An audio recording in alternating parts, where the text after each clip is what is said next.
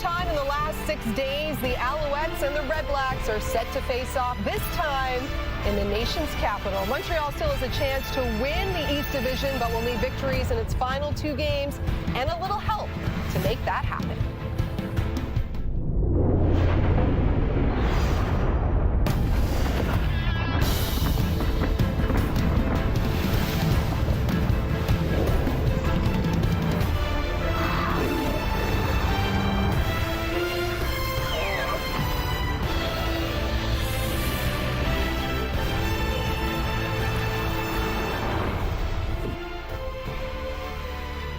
The Owls offense has been rejuvenated with Davis Alexander back under center. He's putting his 10-0 record as a CFL starter on the line today. He's a perfect 3 for 3 against Ottawa.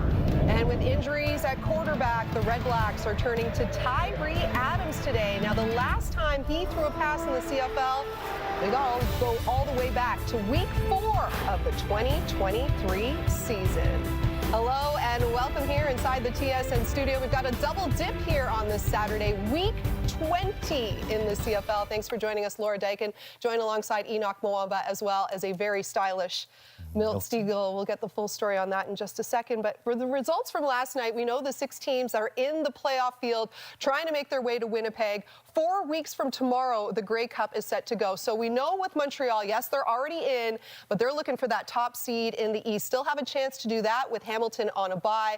As for the Redblacks, no playoffs for them. They're looking to put a dent into those plans. Milt, what are you watching today?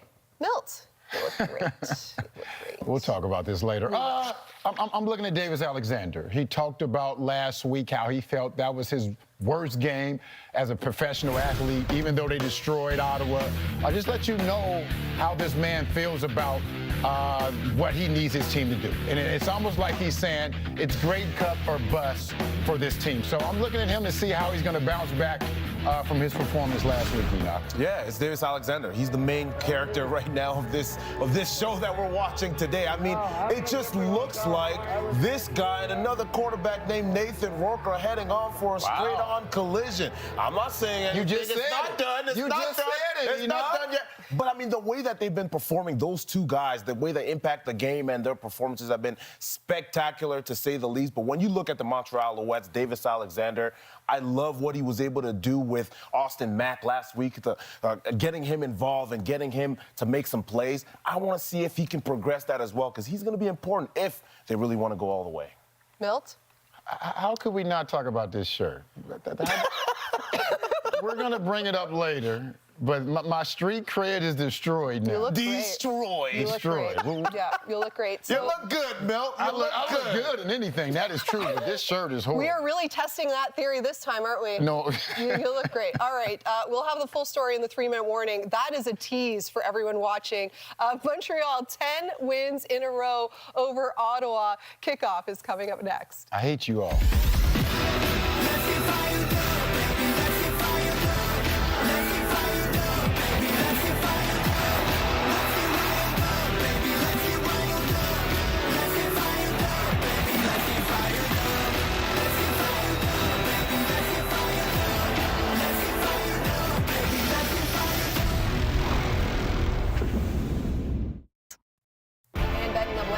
This is your chance to win big thanks to Save on Foods $1 million touchdown win. If a kickoff is returned for a TD, you could win groceries for a year. If 2 are returned for touchdowns, you could also win $1 million. Good luck to you, Anna. Got it in 10 seconds. Marshall Ferguson. Paul Police, take it over. I have to breathe now.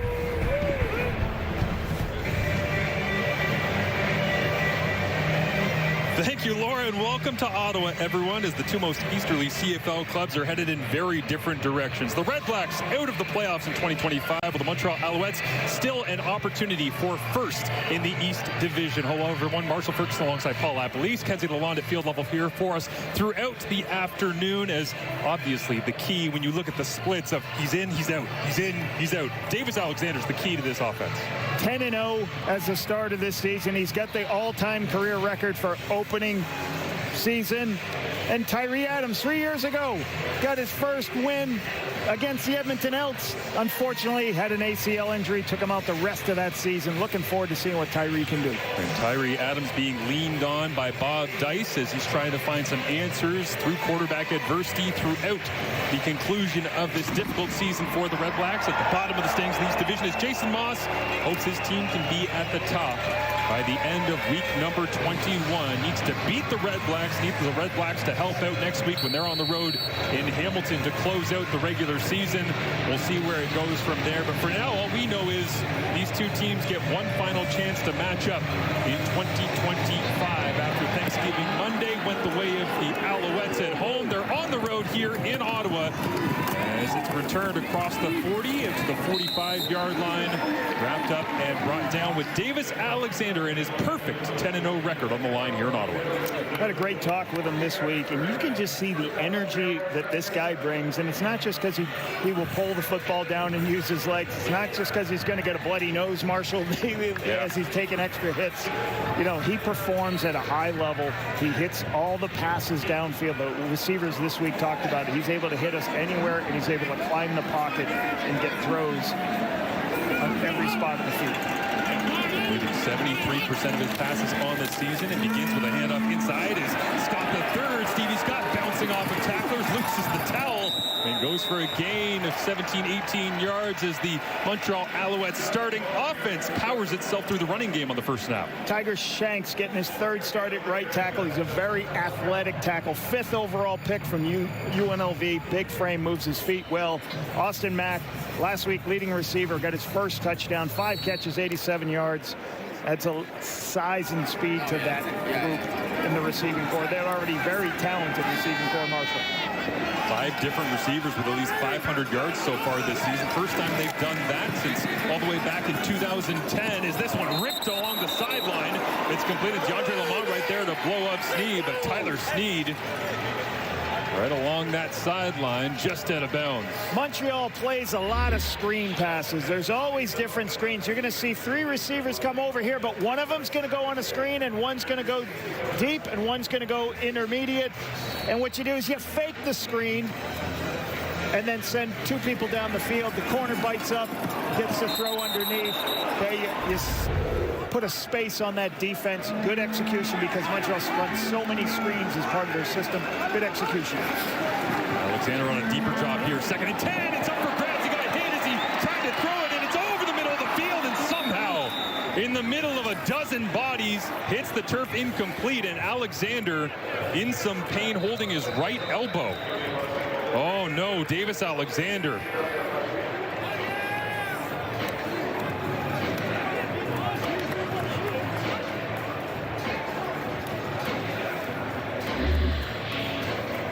Okay, we're going to get a type of twist here. I think a twist from the front side.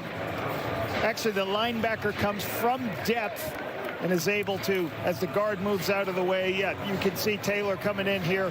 Okay, Taylor at the linebacker, playing to the wide side of the field, comes inside, comes with speed, hits Alexander. And you hope that that was a helmet to the right elbow on impact running through, not driven into the ground. You can see Alexander trying to move around that right hand and arm, but still remains down on the turf being assessed right now as McLeod Bethel Thompson gets warm. And less than 90 seconds into this football game, we heard the pregame show, kind of main character of this matchup, Davis Alexander,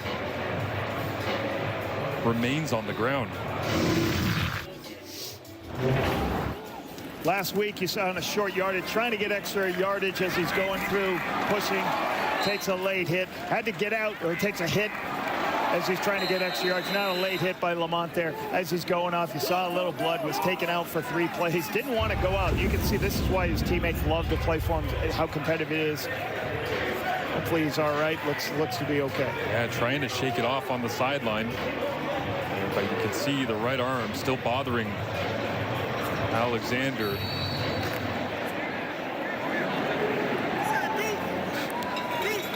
Standing with the training staff and the equipment staff over there on the sideline, takes the helmet off. So we'll keep our eyes on him on the sideline with Kenzie Lalonde watching on throughout this afternoon. As Joseph Zima Tries to pin Ottawa down inside the 10-yard line. It's Khalil Pimpleton returning the 44-yard punt. Up the sideline is Davis Alexander, 10-0. The CFL's all-time record holder for career opening runs as a starter is on the sideline. It is Davis Alexander on the sidelines right now. Looks like he's loosening up and trying to rip it. Again, just trying to feel it out. A bit of a strange hit on that right elbow. All important, obviously, for the Alouettes and their success. See a bit of a nod of the head, and Tyree Adams on the other side. A guy who's trying to make a name for himself in the CFL and maintain his status moving forward. 1-0. Hadn't that one game with a major knee injury here for the Redblacks against Edmonton back in 2023. So we'll see the opportunity that Adams gets as he hands it off inside. Gain of a couple for Daniel Adebaboye to get things going.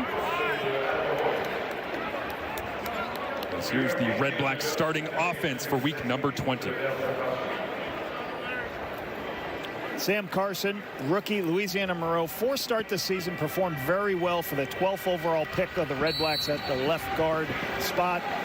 Justin Hardy, 63 yards from 1,000. He's tied for third in the CFL at 8 touchdowns. He's a bright spot on this offense this season. Great to talk to, great professional. Tyree Adams here on 2nd and 8. Looks to his left, stares it down, now trying to get out of the pocket. Flag comes up, looks like Kent Norku might have got a grasp of his face mask. That'll likely extend the drive, but Lappy, you talk about the top 2 receivers being Hardy and Gino Lewis. Last week, Hardy 0 catches against the Montreal Alouettes. Gino Lewis needed 47 yards to get to 1,000. He had only 10, so he sits 37 yards out from the 1K mark here this afternoon. So we get a scramble here by Tyree Adams. One of the strengths of Tyree is his ability to use his legs. He is diminutive at 185 yards. He's not Dusty Crum in the power and the strength, but he's got quickness. You can see that face mask right there. Demi Berglund right there as he's trying to scramble out, gets the first down. So Tyree is a skinnier guy, but he's got very good strong arm, Marshall. Get the ball in his hand. I was fortunate enough to be with him last year here in Ottawa. Enjoyed working with him. 28 years old. He was 31 of 49 in the game that he started back in 2023 as they go to the rook. Keelan White busting through on a screen pass here after the fresh set of downs as we get a look at the always competitive Alouettes defense. Isaac Ademi Berglund, high motor effort guy, tied for 2nd in the CFL with 11 sacks. What a great free agent signing from 2 years ago. Najee Murray, strong side linebacker, 7-year veteran, 69 defensive tackles, 2 quarterback sacks. He looks great when I watch. And Lorenzo Burns, this is as physical a corner you're going to find. He's 3rd on the team in defensive play. He's having a great season this year for Lorenzo Burns and for Noel Thorpe right there. Yeah, the interesting part of today's matchup, there are many levels of it, as it is a short yardage first down picked up by the Redblacks. But the boundary corners, both of them 3rd in tackles on each of these teams, right? Yeah. C.J. Colden we spoke to, and Lorenzo Burns being in that same spot with 62 tackles on the season. A lot of teams in the Canadian Football League, Marshall, keep the corners low and prevent those quick throws out to the fence. A couple of fullbacks in the ball game here for Ottawa. They'll pound the rock with William Stanback on first down, runs to an arm tackle, and the cavalry arrives as Mustafa Johnson there to help end the play alongside Tyrese Beverett and Darnell Sankey. It seems like those two are at the end of every single play for the Alouettes defense. Stanback had a great week last week. Had a bunch of nice catches in the game versus Montreal. Had a nice touchdown on. He was one of the top receivers last week for this football team. Having a good stretch last week. Hard to believe the Redblacks at this point in the season, week 20, just 5 carries of 20 yards or more on the season. The explosive runs just haven't been there. William Stanback's only had 1 the entire season where he breaks free. They'll go to him in the flats here, and Adams just misses low, skips into the feet of 31 incomplete, and the punting unit will come out with Richie Leone. Tyree just misses this flood route. The defense lifted. What does that mean? Everybody lifted up, gave him the underneath throw. If he locates that, that's going to be a first down. Just doesn't get all of it and skips it out to the receiver. The Redblacks, renowned for their special teams dominance in the Bob Dice era while he's been here, but last right now in net punting, average 35.1 yards per attempt. The coverage units doing their best to get downfield as Leone spiral this kick just inside the 20. pushed out of bounds after a 5-yard return and a 40-yard punt, so right around that 35-yard average in terms of net punting on the season. And Alexander off the sideline. And Davis looks like he's ready to go here on the road in Ottawa, trying to keep his perfect streak going.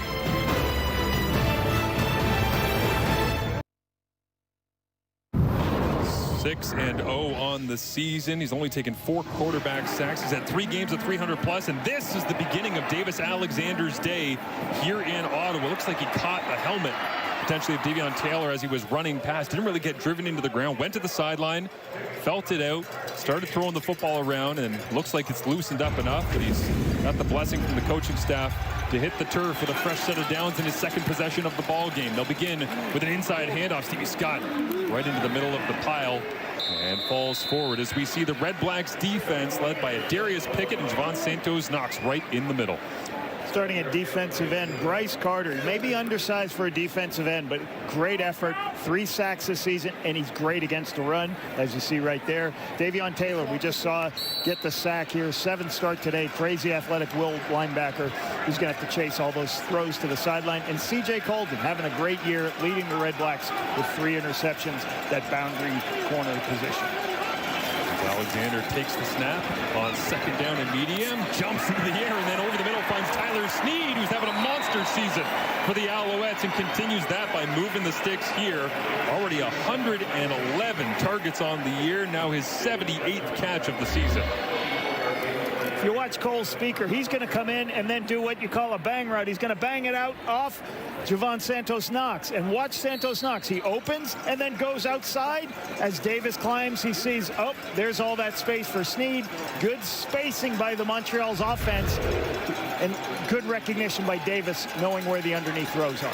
A game where we have one ECU standout, Eastern Carolina on one side, and Justin Hardy, Tyler Snead, another alumni of the Pirates program, and Stevie Scott gave him the football once again for a gain of 4.5 yards on 1st down. They'll take out the fullbacks, David Dallaire and Jacob Mason. In comes Cole Speaker and Charleston Rambo. Really good stop on that last play on DeAndre Lamont. The one thing, this Redblacks defense, 2nd best against the run, so they've done a good job all season long holding teams to putting them in 2nd and long situations. Really good against the run, this team.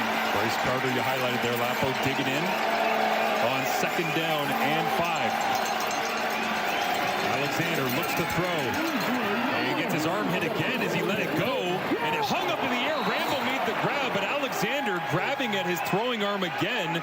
And now he's walking backwards towards the bench with a shake of the head. So he caught another right hook that ended up right on the elbow after he's already in discomfort from the first drive hit. Redblacks dropping out, showing a lot of people at the line of scrimmage and then dropping out, but still just a 4-man rush. I believe it's John gets a piece of it.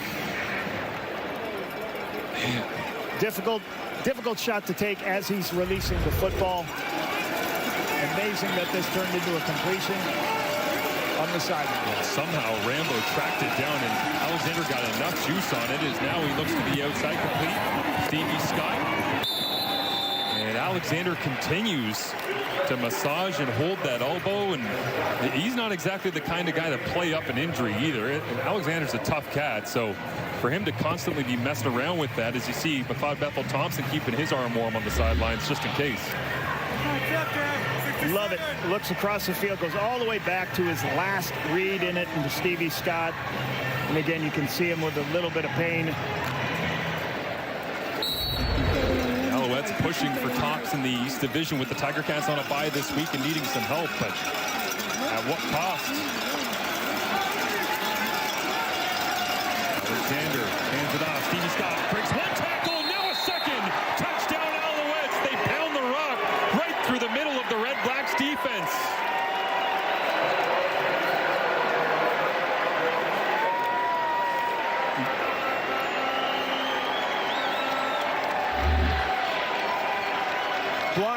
Block down, pull people to the point of attack, and then Stevie Scott follows the puller. You'll see as the puller comes around the backside guard. He kicks out the defensive end and Pierre Lestage, and that creates the seam for Stevie Scott to go up through. Really nice down block, and on the power play where they hit it up inside, Stevie Scott doing a really good job this season, averaging over 5 yards a carry. Nice touchdown. The Alouettes running game this season averaging 87 yards per game. That's 8th out of the 9 CFL teams. That just their 11th rushing touchdown of the season. But mixing and matching as Davis Alexander battling here in the first quarter on the road in Ottawa, and Stevie Scott all the way to the end zone. Montreal takes the early lead. 6 plays, 82 yards. It took less than 3 minutes, and Davis Alexander engineering one here with major support from the running game, and somehow dropping this over the top to Charleston Rambo. You can see he got injured on that play, fighting through it, trying to stay on there for his team, helping to get that first round. I love this, going across the field, and then a good blocking scheme up front to give Stevie Scott a huge opportunity, big window for the touchdown. 16th touchdown drive of the season, led by Davis Alexander here for the Alouettes, is now breaking through in the return. Devontae Dedmon couldn't believe he actually got through the first wave that time, all the way out to the 44-yard line, and a 39-yard return from Dedmon to set Tyree Adams up nicely. Dedmon using his power and lower body strength, find a little crease, great cutback right there, but very hard to bring him down. And then as he starts to get those shoulders turned downhill, big return, puts the ball out at the 45. Nate Beauchemin was looking for his 8th special teams tackle of the year. That'll have to wait as Dedmon made him miss in open space. Eugene Lewis looking for that 1,000-yard season here in 2025. His first in Ottawa. We'll have to wait as well as they hand it off inside. Nate Taylor, the receivers coach, telling us that Gino in his first year with Ottawa doing as much as he can to really buy into run blocking and asking a lot of the receivers in this scheme to do a variety of different things. They don't want Gino just running down the rail and catching jump balls the way he has in some other places. Well, and they also use him in the screen game. They tried to get him involved as much as they can. And what's hard for some of these veteran receivers, they signs in the offseason with, hey, I got Drew Brown, I got a guy to throw to, but then all of a sudden there's some injuries. And Dustin Crum's offense looks different than Drew Brown. Yeah. So you're going to have to, still be a leader, still get your opportunities to make your plays, but also do more in the blocking game. Emptied out for Tyree Adams, 4-by-2 pressure on Mustafa Johnson, wraps his hands around the waist and throws down Adams. Mustafa making plays back in the lineup here, as that'll be his 2nd sack of the season.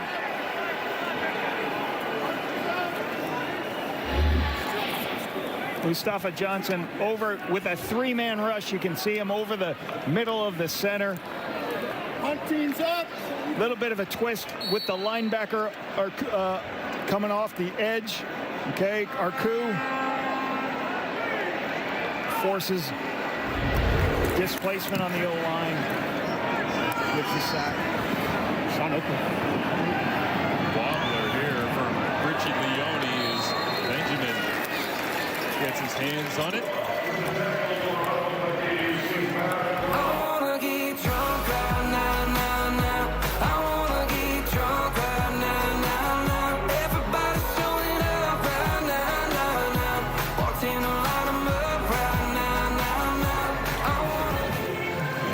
Familiar spot currently for the Ottawa Redblacks. They've been playing catch-up as they faced adversity of late over their last 7 games, trailing by at least 15 points each time. And Ottawa have the fewest total of first quarter points with just 31 so far this season. They're down 7-0 after the touchdown drive by Davis Alexander, handing off to Stevie Scott. And Ottawa having to send the football back to the Alouettes offense here. Alexander takes the run, looks outside, comes back underneath. Tyler Snead's got some running room, and a couple of blockers in front as he cuts away. And finally, a Darius Pickett there to clean it up, but all the way into Ottawa territory on a quick little slip screen here, working the eyes lap of Davis Alexander. Best thing about using your legs at a quarterback, you'll see the quarterback pull it and get on the perimeter. It just buys more time for him. So now he pulls it, now he's running, he's waiting. He just waits for Snead to bounce into the next window and zone. Taylor expands. Snead's right there for him. and now get the ball in his hands, make people miss, keep going. Big explosive play on first down. Late check of the wristband here for Davis Alexander. The play clock counting down, and they go back to Eno Benjamin, who runs right into the lower legs of David Dallaire, and good to see the Laval product up onto his feet with a bit of a limp. As they spell Stevie Scott with Eno Benjamin. Benjamin, first-year player out of Arizona. Done some nice things here. You can see. Very difficult for Dallaire. That's one of the big things you're going to get into when your feet are stationary in a position. I'm happy you got up. It was okay. And the right arm of Davis Alexander looked good on that completion to Sneed. They haven't really seen him open it up as of yet, though. As he looks over the middle of the field. Now a deep post, Austin Mack. What a grab! Mack slides down inside the 5. And they'll spot him at the 2-yard line. But the Ohio State product gets vertical.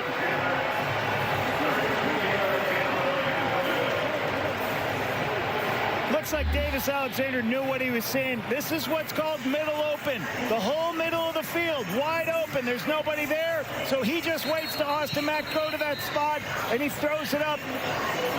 There's no opportunity for Mark Milton to get in there. He's too wide. The previous play is great under throw, automatic but review great hands by the replay center for catching. potential What scoring you call play. high pointing the ball, Marshall, where you take it up the highest point. Great play by Mack.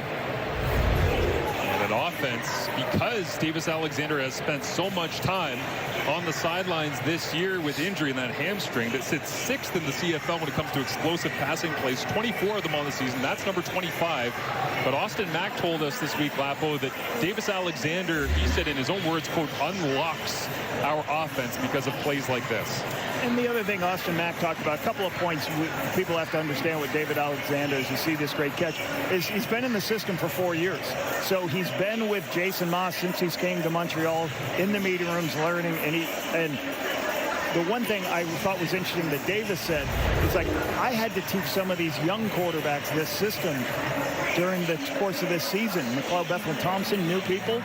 I made myself a better learner of the game.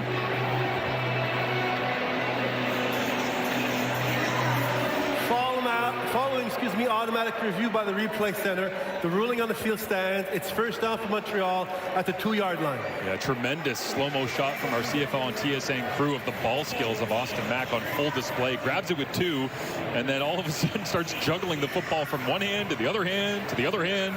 And Davis knew it. You saw his eyes all the way to the left. And what you do in that throw, you just throw it to a spot, and you trust your receiver is going to run down and make the catch. Great play by Austin Mack. Shea Patterson in, and he'll go to the end zone. The lead extended for the Alouettes. 17th carry of the year for Shea Patterson, and his 6th rushing touchdown. Half a dozen now for the third-string short yardage specialist.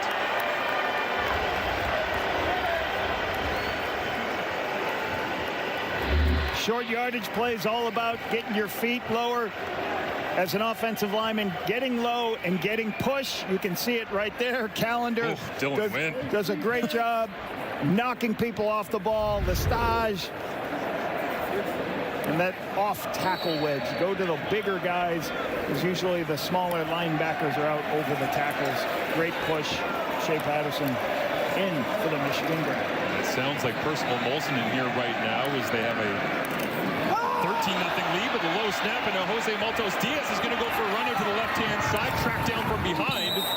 It would have remained 13-0, but 9 buses of fans came down from Quebec today through the 417 to be able to get here to TD Place as Jason Moss prepping his team for the playoffs. A 13-0 advantage, but looking for execution in all phases. He just wants his kicker to get out of bounds.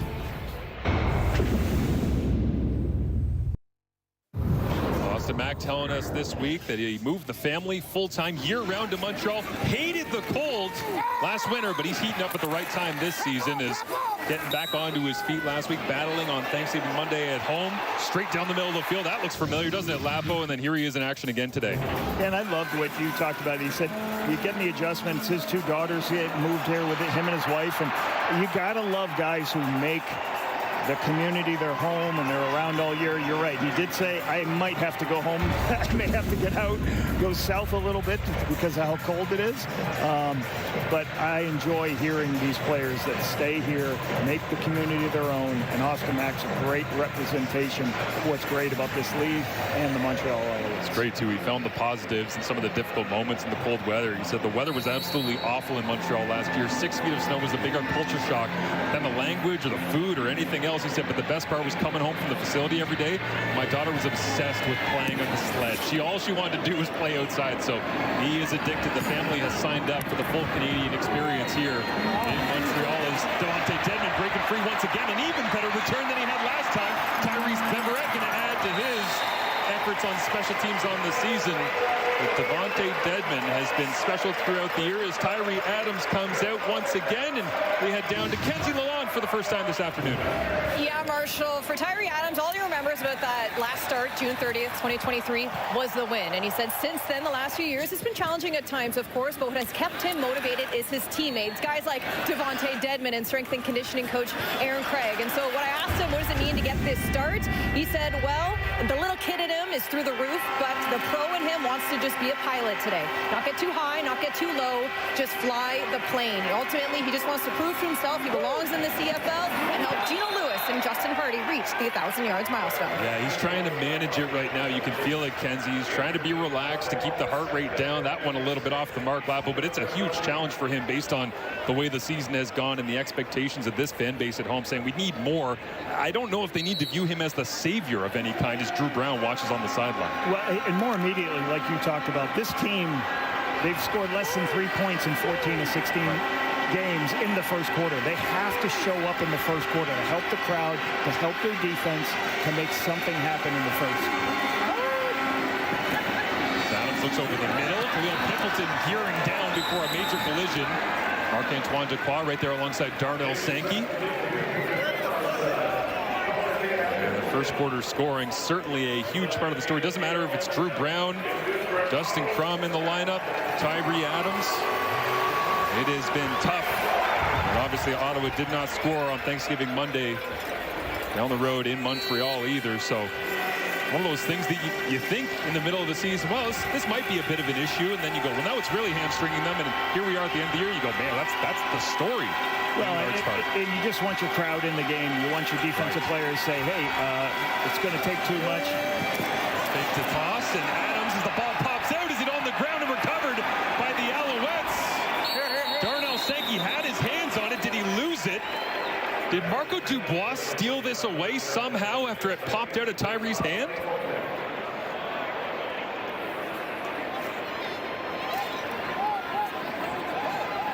Ruled a recovery for the Redblacks, and how did Marco Dubois pull off that magic? Very Athletic play by Josh Archibald off the end.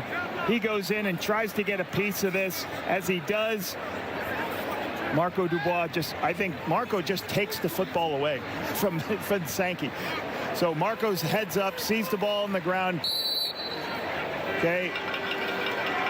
Covers it, just goes ahead, takes it away. Or was it still loose when he ripped it away? I guess is the question. Like, when does the play end is the question. You would have thought the ball on the ground, whether he would have had the ability to take it away or not. Snap comes up. Adams will play second and long, and he fades this one way out of bounds, off the mark, looking for Justin Hardy down that right sideline.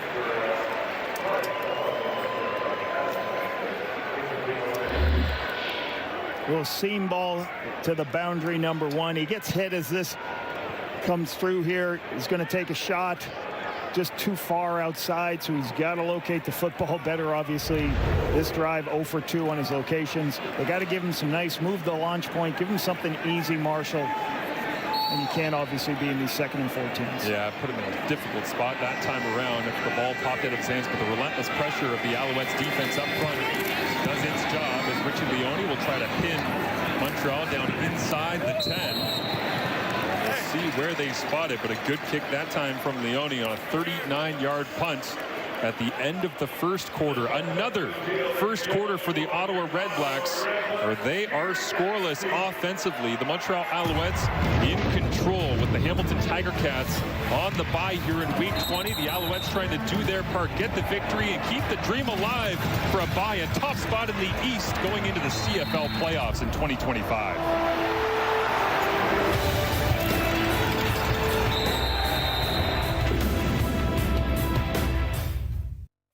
This is the 11th of their 17 games that the Montreal Alouettes have allowed no more than 3 points in the opening quarter of play. CFL Pick'em coming into this one on CFL.ca. The Ottawa Redblacks getting just 7% confidence. Montreal 93% of the vote in who would win this football game. The Alouettes certainly in control right now, Lapo, but Davis Alexander, obviously the concern. And how do you handle him moving forward if he keeps taking some shots up front?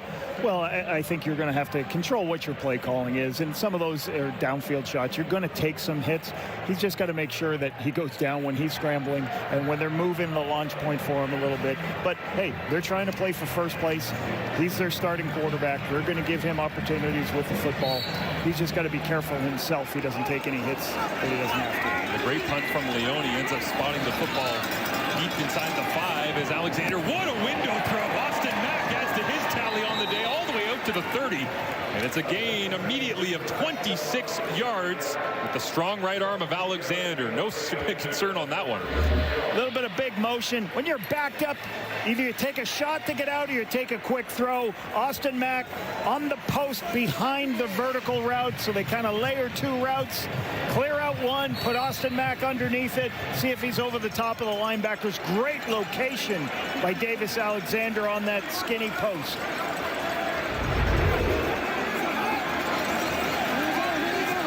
From the right hand of Alexander.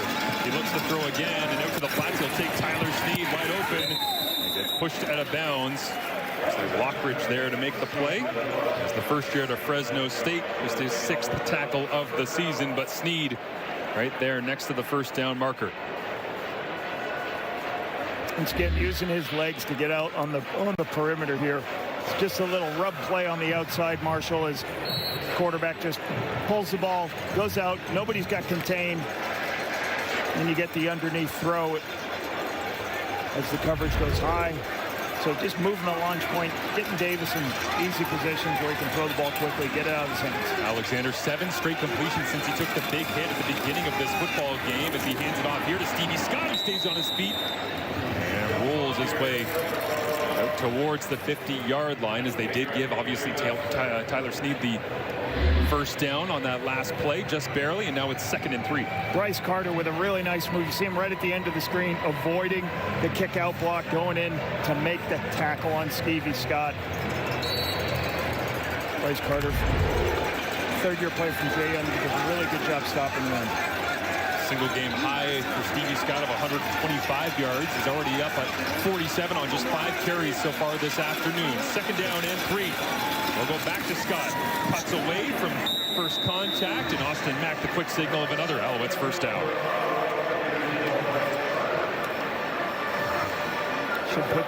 Should put them first down right here. And an injured Alouette. Big man down on the far side of the field. I think that's number 68, Donnie Ventrelli. Jesse Gibbon listed as his backup today. Big Donnie Ventrelli on that last play. As they take a look at Ventrelli, Davis Alexander, meeting of the minds with Jason Moss, and we'll step aside.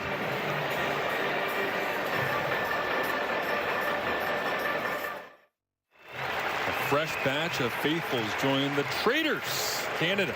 New season starts Tuesday, October 21st on CTV. Stream next day on Crave. Donnie Ventrelli made his way to the sidelines, being carried by a couple of teammates. And so they mix and match the offensive line. Jesse Gibbon, Waterloo Warrior, comes in at right guard. And Ventrelli getting assessed over on the sideline. Davis Alexander with a 13-0 lead here in the 2nd quarter. Hands it off, Stevie Scott. Penetration in the backfield. First man misses. Bryce Carter right there to try and clean it up. The front of the Ottawa Redblacks, despite being out of the playoffs, they're still trying to lay down good game film, and Stevie Scott trying to run through contact whenever, wherever. Really good play by Mike Wakefield. Making the play, beating the tackle, and getting a great opportunity to go inside and stop this an outside zone play. So Wakefield does a great job. If you watch right here, movement inside. The Tiger Shanks is on. He's by himself, so he can't reach that far. Good move by Wakefield, stopping the outside zone play right away. There's Alexander, and this one knocked into the feed, incomplete. As Tyson Philpott getting his first attention of the day. Lockridge there on the coverage.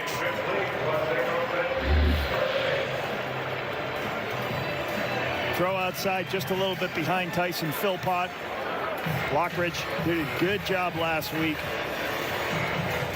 Doesn't give Tyson opportunity here, so this is a good stop by this Redblacks defense. We've got to see the Ottawa offense help this unit out on defense. Two returners back. Devontae Dedman kind of hiding alongside the sideline here for the Ottawa Redblacks as Joseph Zima gets set to send it away. And they'll go with a fake flip underneath. They're going to rush for it, trying to get a block out in front and right close to the first down marker. Who came up and made the play? Was that Daniel Adebaboye stopping the Alouettes short on the fake punt attempt? And the special teams ace in his early days after being drafted by the Toronto Argonauts recognized the fake. Montreal got creative with it, but Adebaboye all over it. Little flip underneath. Benjamin thought he was running free until Adebaboye flew through and made the play.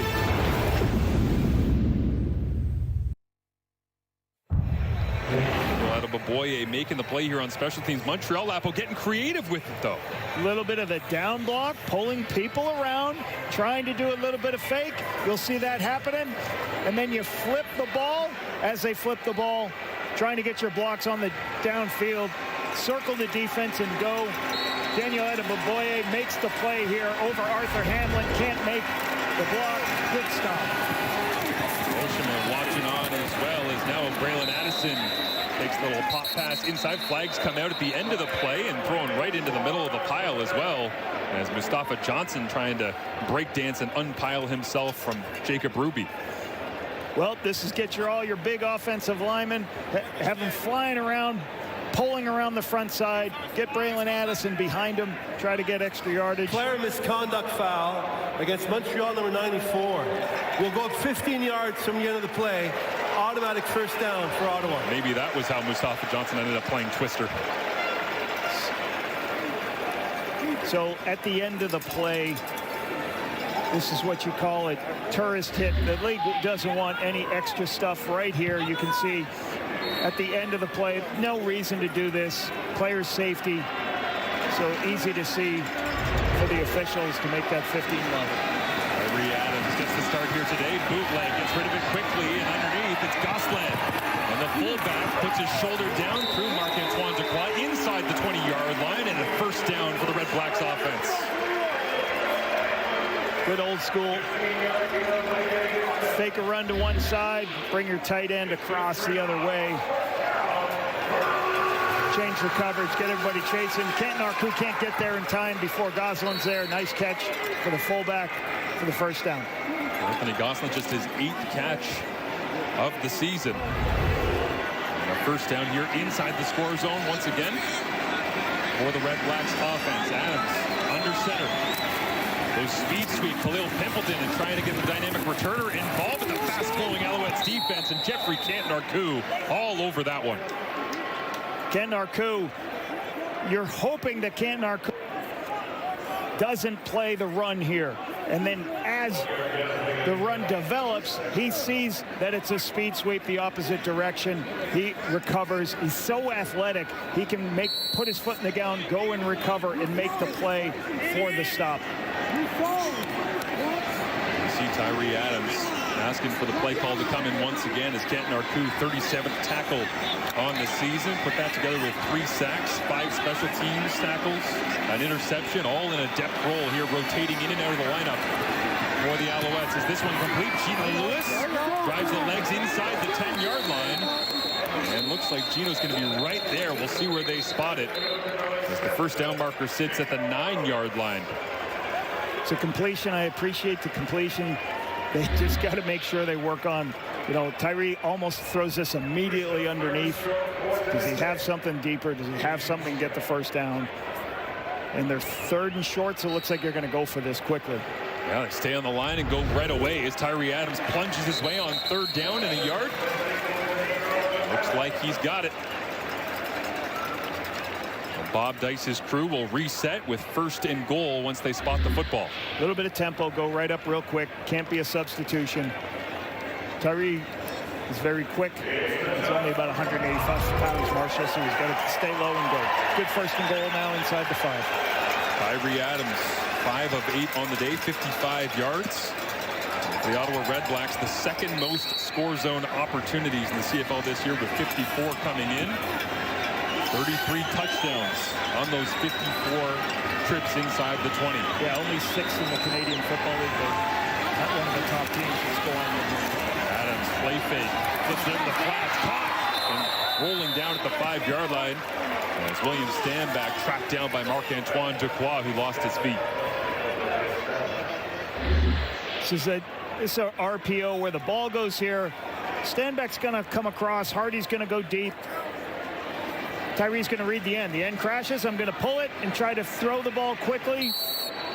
Just Stanback just kind of tripped himself up, or else I think he's trying to take Ducroix and carry him into the end zone. Adams in the gun here. They took out the fullbacks and substituted back in Khalil Pimpleton and Gino Lewis. Gino's at the bottom of your screen alongside William Stanback. The former Alouettes there working side by side as Adams looks corner route. Gino, jump ball in the end zone. Touchdown Redblacks.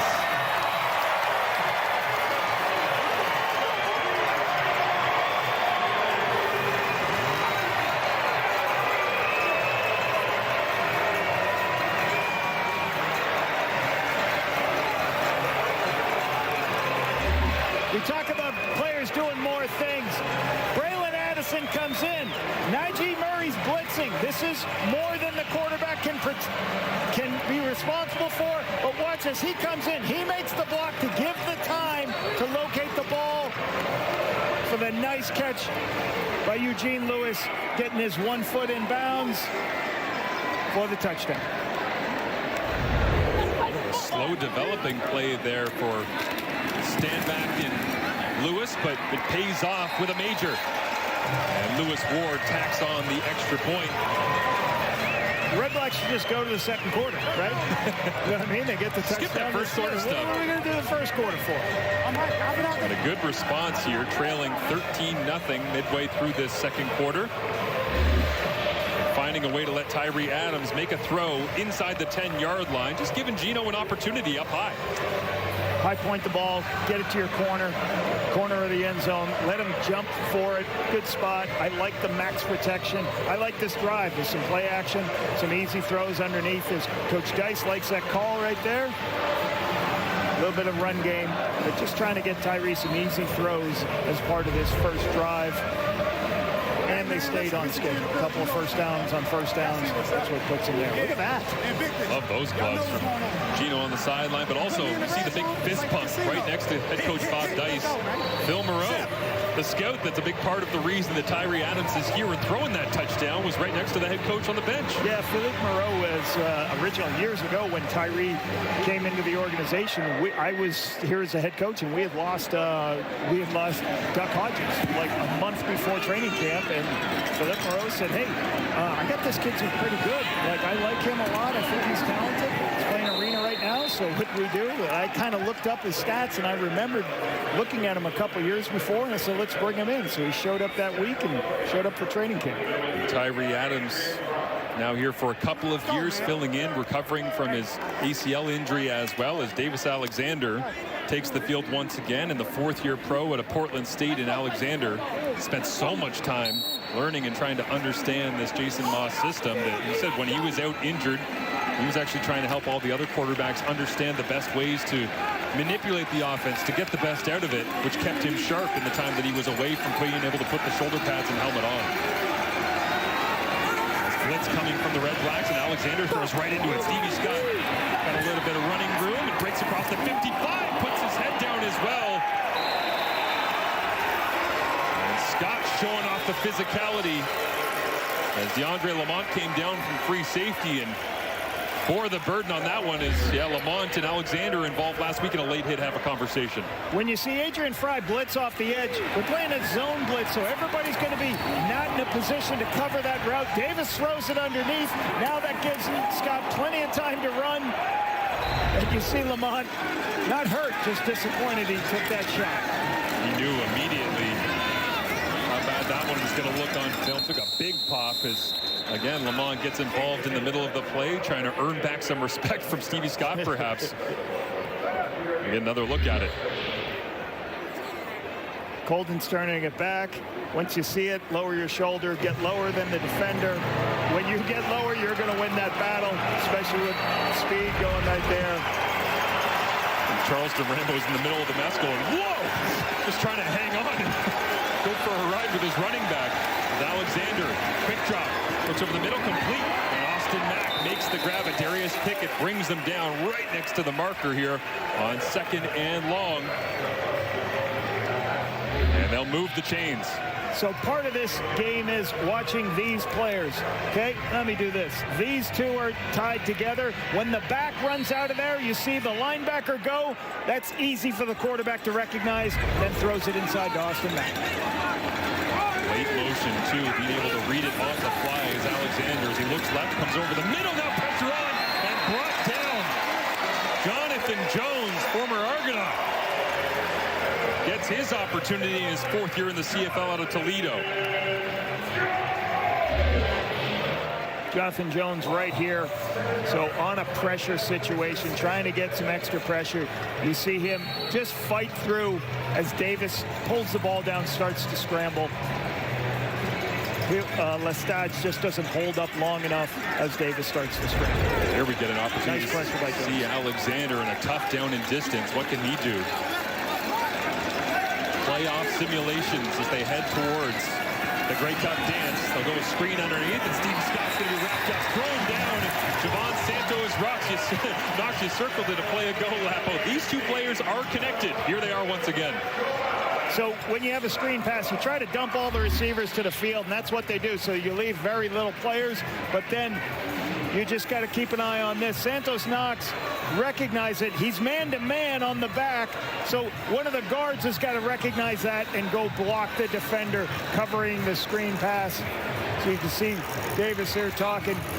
So you've got to handle in man coverage, make sure somebody will be responsible to block the linebacker on the screen. Quick conversation with Justin Lawrence, his center, is now the attempt will come from 49 yards away for Jose Maltos Diaz.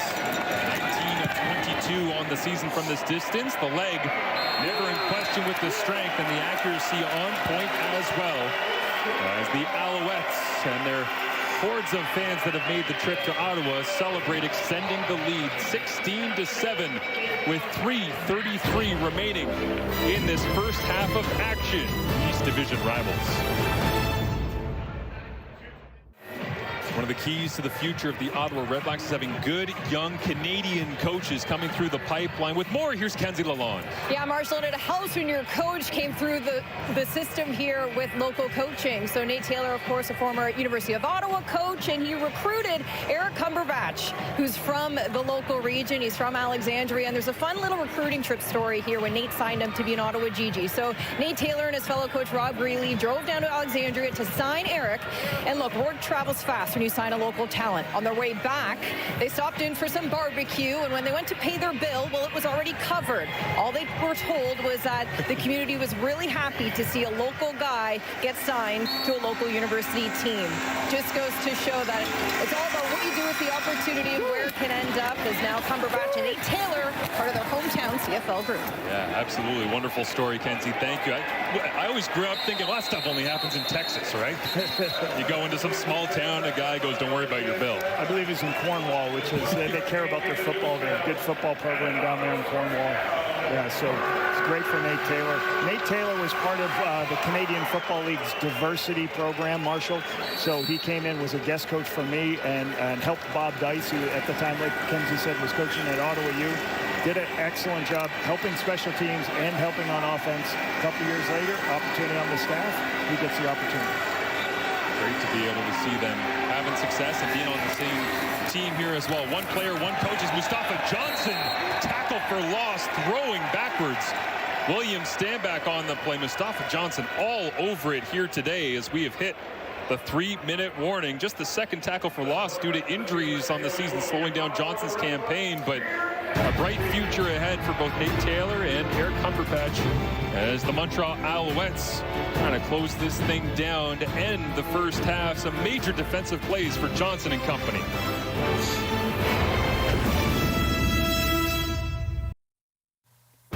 You look lovely. You look awesome. Tell everybody why you're wearing this beautiful shirt. My Yankees lost to the Blue Jays. I didn't bet against the Blue Jays. This is the shirt. Well, maybe I should bet Seattle's Okay, going well, to beat that was all right. So we lost the bet. I got you dress Mills. You're welcome, Canada. Marshall, if you're interested, I know where I can get another one. Well, I do know that that's a dress code violation on Mills. What a shot down the sideline here. Tyree Adams drops it into Braylon Addison to get things going. Coming out of the 3-minute warning timeout. A 38-yard gain immediately. What a throw by Adams. Braylon Addison's the number 3 receiver. They're going to have a hitch route out here. He's going to think about throwing the hitch, and then he starts to scramble. But as he starts to scramble, he takes the throw, the deeper throw. High angle by Addison, excellent. And a great location by Tyree. Very strong arm. Nice play. Late substitution here from the Montreal Alouettes as Dylan Wynn was sprinting to the sideline. Noel Thorpe hands on his knees in frustration, and Darnell Sankey intentionally, just like the very first snap of the year for the Alouettes defense, decides to just walk up and make some contact with the offensive line. That was to start the year. Offside. You and I together in Montreal. Montreal number 1. So what had happened? 5-yard penalty. It's still first down. So situationally, guys were running off the field, and then the Redblacks went no huddle. And when they go no huddle, the smart play right here is just go ahead, push Ruby, make sure they can't run a play. Okay, so Darnell Sankey goes, we don't have enough guys on the field. Let's go ahead, take the penalty, get our people back on the field, get lined up. Shrug at the end of the play, too. Another bootleg here for Adams on the run. Rolling to his right, throwing into traffic. Across his body, and it's picked off. Najee Murray takes it away from Gino Lewis right on the goal line.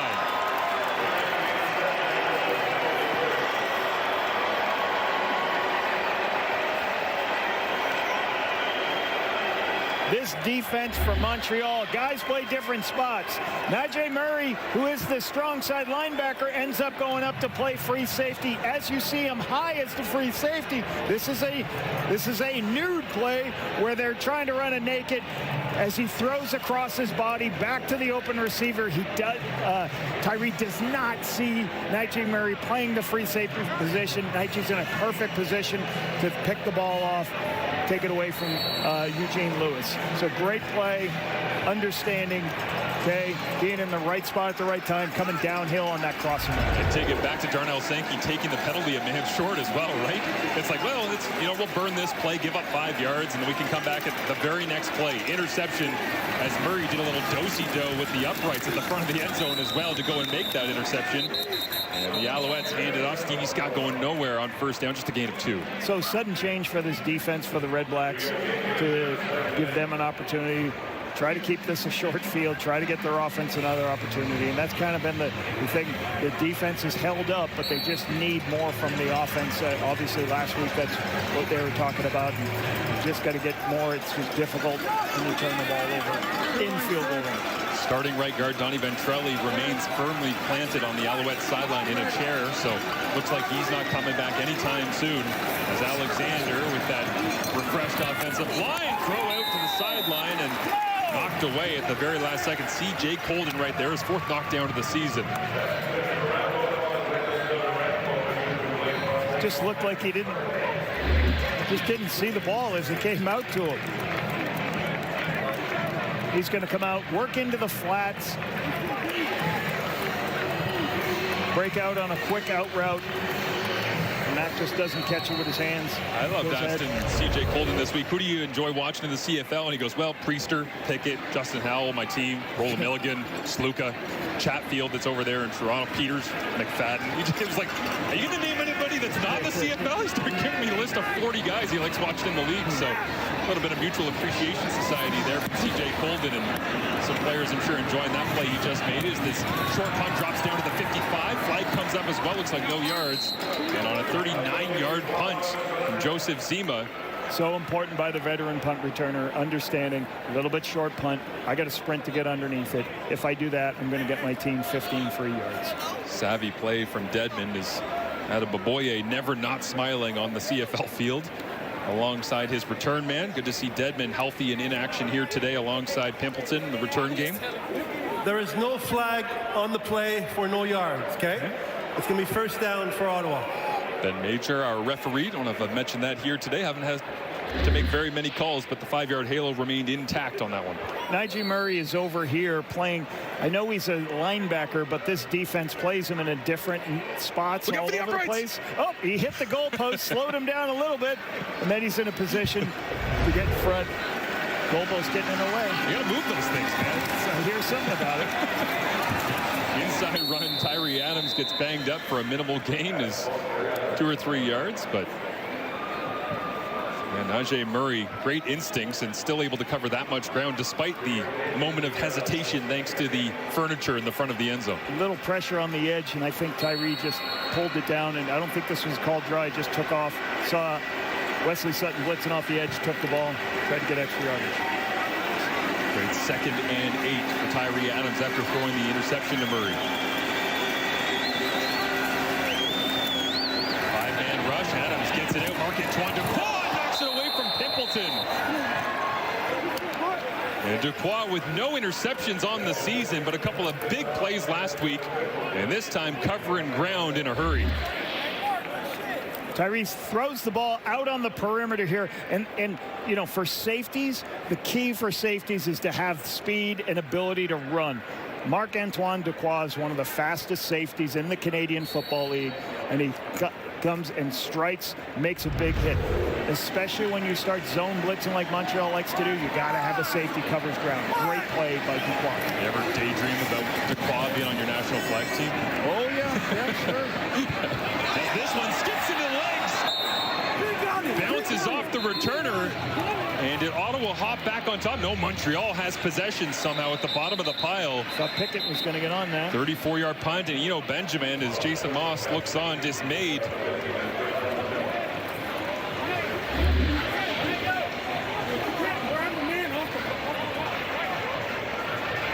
Bounces right off the leg. Great recovery by himself. Paid the price as James Peters came flying downhill as well. James Peters, I should say, out of Ottawa. 2nd year, 19 special teams tackles. Tops for this Redblacks team. Yeah, on the campaign. Tremendous.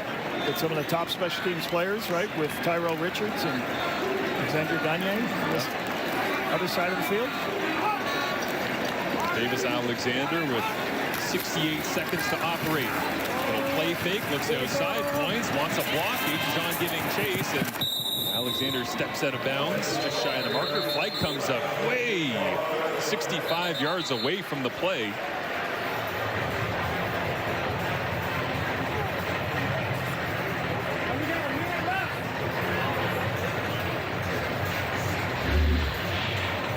Going to block down on the edge to make sure. I'm not sure what's going on, what they did on the edge, but he goes ahead during the play. We have unnecessary roughness. Montreal, number 14, will go back 15 yards from the end of the play, and it's going to be 2nd down. What did Charleston Rambo do at the end of the play? See if we can find that. Davis using his legs, getting around, can't find anybody open, just put the ball down, don't force anything. Okay, we'll see right here, bottom receiver.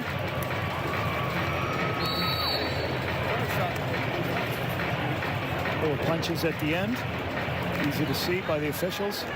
Back and forth that time with Rambo and Colden as Tyler Sneed went for a ride thanks to a Darius Pickett trying to give his quarterback a block, but 2nd down and 16 after the altercation as Alexander gets a 4-man rush. He's going to hit the deck.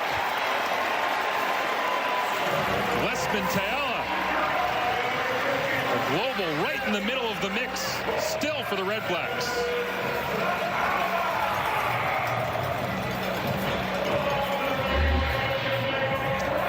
got multiple people here at the line of scrimmage, so that's when you call twist games where guys go into different gaps. It's hard because everybody's in a one-on-one, and you see the twist here get home. Timeout called by Ottawa. Redblacks trying to steal an extra. Jelly gets around on that twist there. Marshall gets a nice job. A couple of seconds here for their quarterback Tyree Adams, and also the return game is Dedmon standing right at the 55 right now. They're trying to line at the very least Lewis Ward up for some points here with 55 seconds remaining.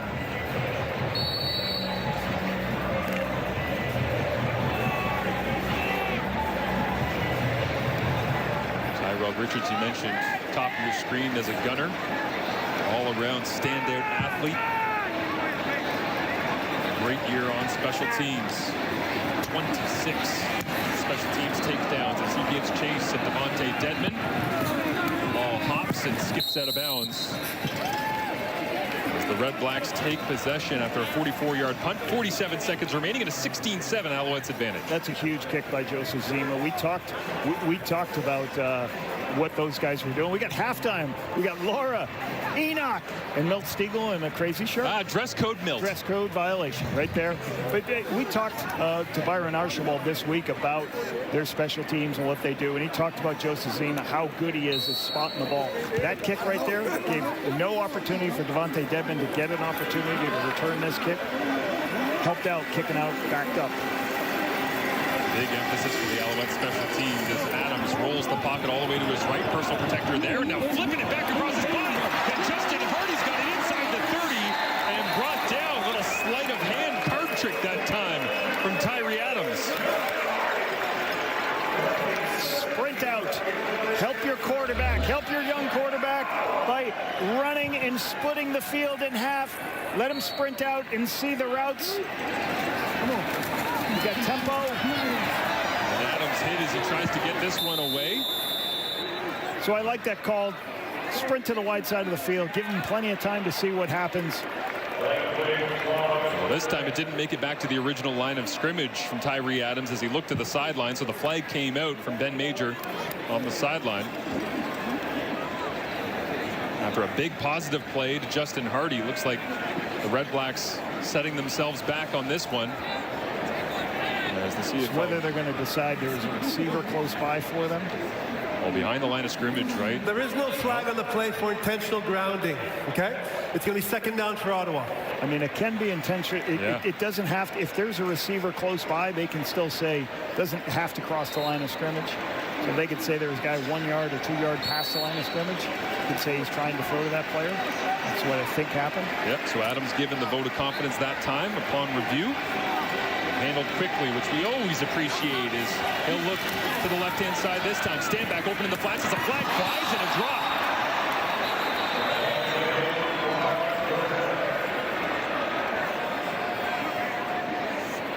This might be an offensive illegal hands to the face, possibly.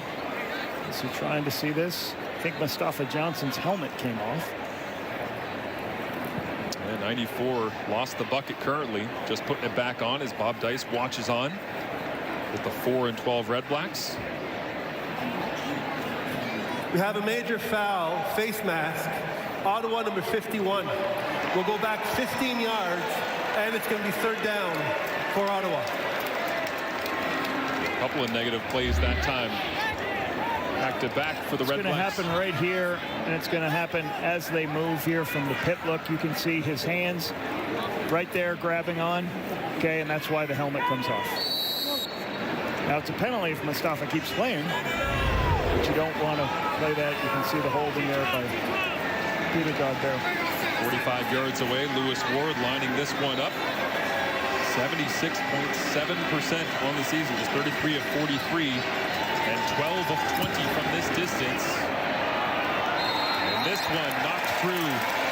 Confidence builder headed towards the offseason for Lewis Ward. As a 16-10 ball game, and the Alouettes with much more to play for here, but just a 6-point advantage after taking a 13-0 lead early on in the first quarter. You know Ottawa would love to play spoiler. Stay around. Get points right before the half. It's a good start. Down 6 points. and also, taking this time, you got 22 seconds. With the ball going to the 40-yard line a couple of years ago, it's made it easier, but you just need one stop here and get them out of the half. Don't give up the big pass play right here. And you see Montreal is happy to go into halftime right here.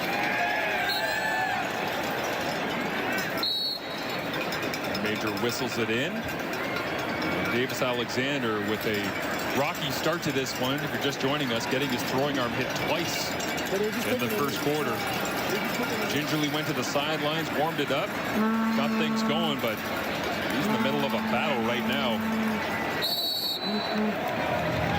No signs of being worse for wear, but certainly making some outstanding throws in that first half, including a big one right down the middle of the field. As Austin Mack made the grab with a little skinny post pitching catch. Yeah, it started out in the first quarter. I thought the Montreal was really moving. They were gonna really blow this game open. Had this big pass play, nice early, a couple of nice runs on the inside. But defense for the Redblacks has kind of stood up, and the Redblacks in the second quarter got what they needed to with the touchdown. So we will have a game in this second half, and we'll see what Tyree Adams has in this Redblacks offense. Yeah, absolutely. Let's send it down to Kenzie alongside Austin Mack.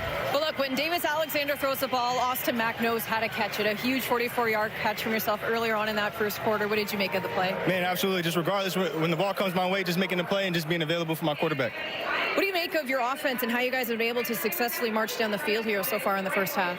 It's been okay. We got to do a little bit more. We need a little bit more points here. 16 isn't good enough for us. Best of luck. Appreciate it. Merci beaucoup. Alouettes up by 6. But Laura, the real question is, does Milt Steagle's shirt glow in the dark? Oh, that is a good question. Maybe we should test that out as well. Lights out, please. Wow. Milt, you're a good sport. I will Everyone's get my getting revenge, I promise. You know what the problem is? We got a second game because it's a doubleheader Saturday, and that whole crew in Calgary is just getting excited. In any event. All right. The Redblacks down, it's 16-10, so the Redblacks making a little bit of push there, but I think the big story is the health of Davis Alexander. We're not even 90 seconds into this game. He's on his back, on the field. We're going, no, because Montreal has not had a lot of success with him out of the lineup this season. 3-7 record, Milt. Yeah, and he's fine. He took a tough hit, and I'm sure there are going to be some people out there saying they need to take Davis Alexander out of the game. That's not the case. Allow this man to continue playing, to get in the rhythm. He missed, 8 games, basically more than half of the season. So he needs to get back out there and continue playing well. And also, this team is trying to accomplish something. They're trying to get first in the East. They need to win this game, win next week, and Hamilton loses next week and have an opportunity. So Davis Alexander is fine. If he wasn't, they would definitely take him out of the game. Just, as I said, continue getting that rhythm and playing some great football. And on paper here, you're looking at these two teams and you're saying, okay, as you said, Montreal has plenty to play for here today. Ottawa does not. But Ottawa making life a little difficult there for Alexander. Yes, they did. We're going to take a closer look at that blitz that Will Fields, the defensive coordinator for the Ottawa Redblacks, dialed up. And it's a phenomenal play. And everybody has to do their job if they want to execute this. And you first have the offensive line, Justin Lawrence, he has to call the protection. He doesn't know what's happening yet. So he's calling protection. He's turning to protection to the left. So the guard, the center, and himself are looking at those 3 over there. And the 3 guys on the right are looking for the 3 guys that are going to come. The first thing that's going to happen, you got to have Carter penetrate. You got to have a wrap by Taylor. And you're going to have as well Pickett coming off of the edge. Everything has to happen at the same time together. And you see Taylor right there executes perfectly, and gets right to the quarterback. But this, I want to highlight Wakefield, because in the film room, he doesn't get a stat, but if he doesn't buy the center's eyes, this blitz does not happen. So he did a great job. Ventrelli right there also has so much difficulty, the right guard for the Montreal Alouettes. They need to figure things out, because I'll tell you what, Will Field is going to continue calling that same blitz in the second half if they can't figure things out. Look at you go. All right, so here's Montreal now, right? We know what's on the line for this team. We know they're going to host a playoff game, whether that's going to be the Eastern semifinal, the Eastern final. We're looking way ahead, not necessarily right now. So do we think we're going to see Davis Alexander in the second half, Milt? Yes. I think you should take him out. Why? You got to. This game right now, as much as it matters for the win, they're winning the game already. I have enough trust in McLeod Bethel-Thompson to finish off the rest of the game and get the W. They have a good enough defense to stop this Ottawa Redblacks offense. I'm worried about Davis Alexander, Mill. I'm worried about him. This is football. You're going to get hit. You may get hurt. This is your franchise. This is your season.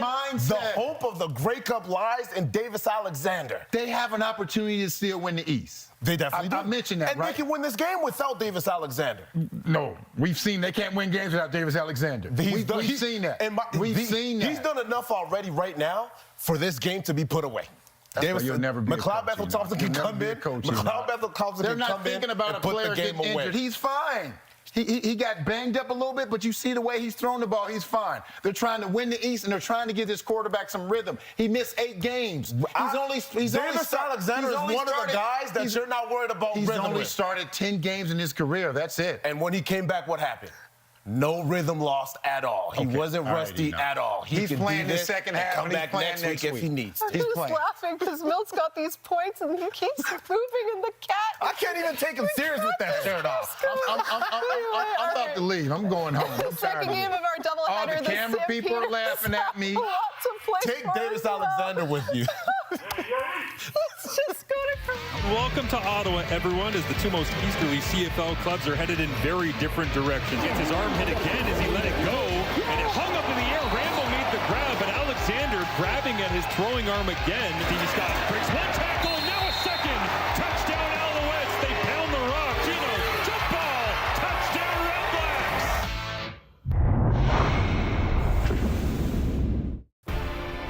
All right, the second game of our doubleheader features the Argos and the Stampeders. And the Stampeders, a happy group thanks to Edmonton's loss yesterday to the BC Lions. Calgary has locked up a playoff spot. Still has a chance to finish second in the West. A lot of tiebreakers involved there with the Lions, the Bombers, and of course, Calgary. So again, they have a lot to play for here today. We know the Stamps team likes to run the ball. 211 yards on the ground last week. VA did a great job protecting the football, which hasn't always come easily to him very well this season. But is this another get-right game for the Stamps now that they know they're in the playoffs? Without a doubt. Without a doubt. As you mentioned, they still have an opportunity to host a home playoff game.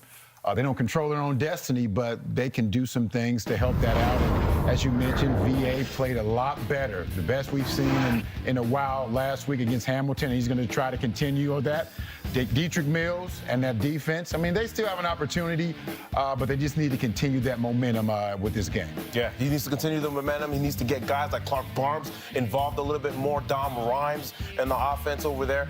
It would be just good to see, not just with the momentum, but also continue to develop that chemistry with those receivers, because if he can't get those guys involved in the games, these are his main guys. Yes, we know what Dietrich Mills can do, but Dom Rhymes, Clark Barnes, Tevin Jones to a certain extent, as well as Philpott, those guys need to be able to touch the ball enough so that they can feel part of the offense as well. And could be a great matchup, right? Because the Argos defense, especially that secondary, not great. Have given up the most passing touchdowns this season, given up back-to-back 300-yard passers, 30-plus yard completions. The list goes on. But right now, we'll get you back to Ottawa for the second half of this one.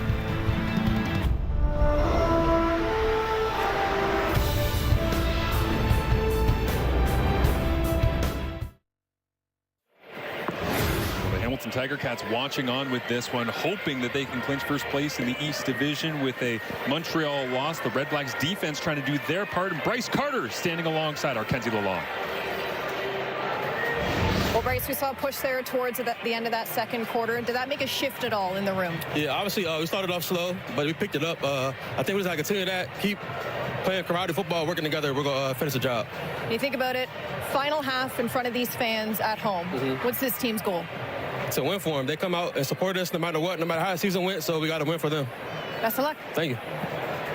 Yeah, Ottawa on the road, headed off to Hamilton in week number 21 of the season. So this, their swan song, final half, as Kenzie mentioned, in front of their fans, and trying to go out with a bang with a victory over their hated foe, the Montreal Alouettes, here as Ottawa won the opening coin toss and Marshall, deferred can I to the ask second you a half. question? Yeah.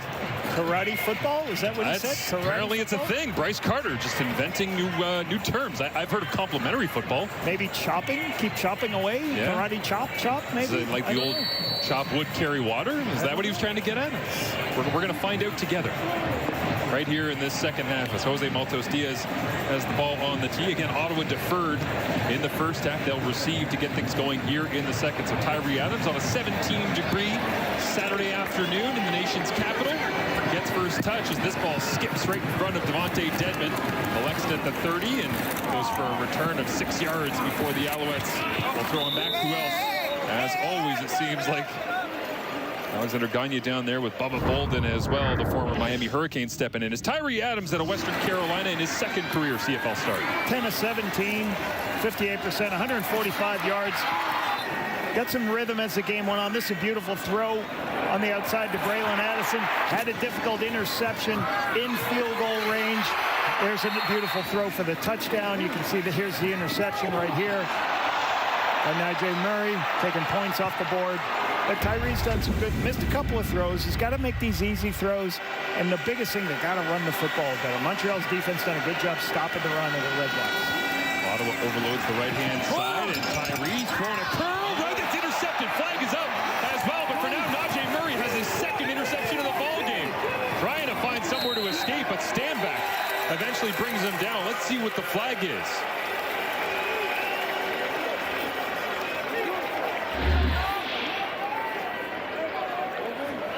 Illegal block, hand to the face. Ottawa number 54. That penalty will be declined. The result of the play, the first down for Montreal. Goes against Jacob Ruby, and it's Najee Murray with a pair of picks here in Ottawa off of Tyree Adams. It's a nice throw by Tyree Adams. A deep, deep comeback to the side on the outside. I just think that he's got to finish this. I wasn't sure if hands got inside. I'm sure the command center would have taken a look at that, see if there is anything, because this is a turnover. Okay, and Coach Dice is now challenging to see if this was a hands got there early. Cabianento right there to make the play. The ball tips up, goes into Najee Murray. Right about the quality of throw, though, is great throw Bob on Dice time. Talks it through with referee Ben Major. That ball comes out of Tyree's hand, and inside that helmet, he's got to be going, oh, yeah, this is a nice one. And then, oh, no, how'd that get picked? Yeah, you always talk about the young quarterbacks. You know, you want, sometimes they're like, oh, the quarterback's going to play by a quarterback. People around the quarterback got to keep doing their job. Ottawa is challenging the ruling on the last play. Got to extend your hands out to make that play. Defensive pass interference against their receiver number 2. The play will be reviewed. And Bob Dice on the year, the Ottawa Redblacks, 4 of 7 on challenges. And they'll try their hand here once again with Tyree Adams getting his second career start after 2 years away due to injury. So this is something Ottawa does a lot, where they just run a player on a very deep comeback on the perimeter, get the corner out of his back pedal, and then come back down your stem. The quarterback throws it early. Hardy could have pushed this just a tad more. Cabianento, great change of direction. And again, Cabianento's got those long arms, gets his arms involved with him. You know, one of the bigger corners. I was going to say, that's kind of the 6'2" in the Canadian Football League. The secret sauce with Ento is that length, but the CFL Replay Center has looked things over. Ben Major with the announcement. Upon further review, the ruling on the field stands. Ottawa loses their challenge, and they are out of timeout. It's first down for Montreal.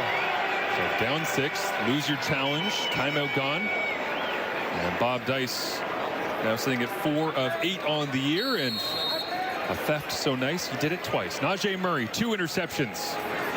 As Davis Alexander gets his first touch here in the second half with exemplary field position. Takes the run, rolling to his left, difficult throw. Not going to be much yardage on that one, but Adrian Fry giving chase made that super difficult on Alexander. You have to have contain. Adrian Fry's here because there's a tight end here, and then he goes up as Davis pulls the ball outside. He's trying to recover. Now Davis doesn't have anybody to throw because both routes went inside. Great, as you said, Marshall, turning his hips to be able to make a throw with Fry in front of him.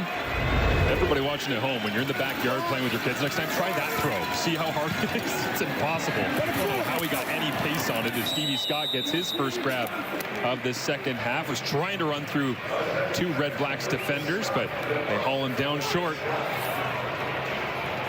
And quickly onto the field comes Jose Maltos Diaz.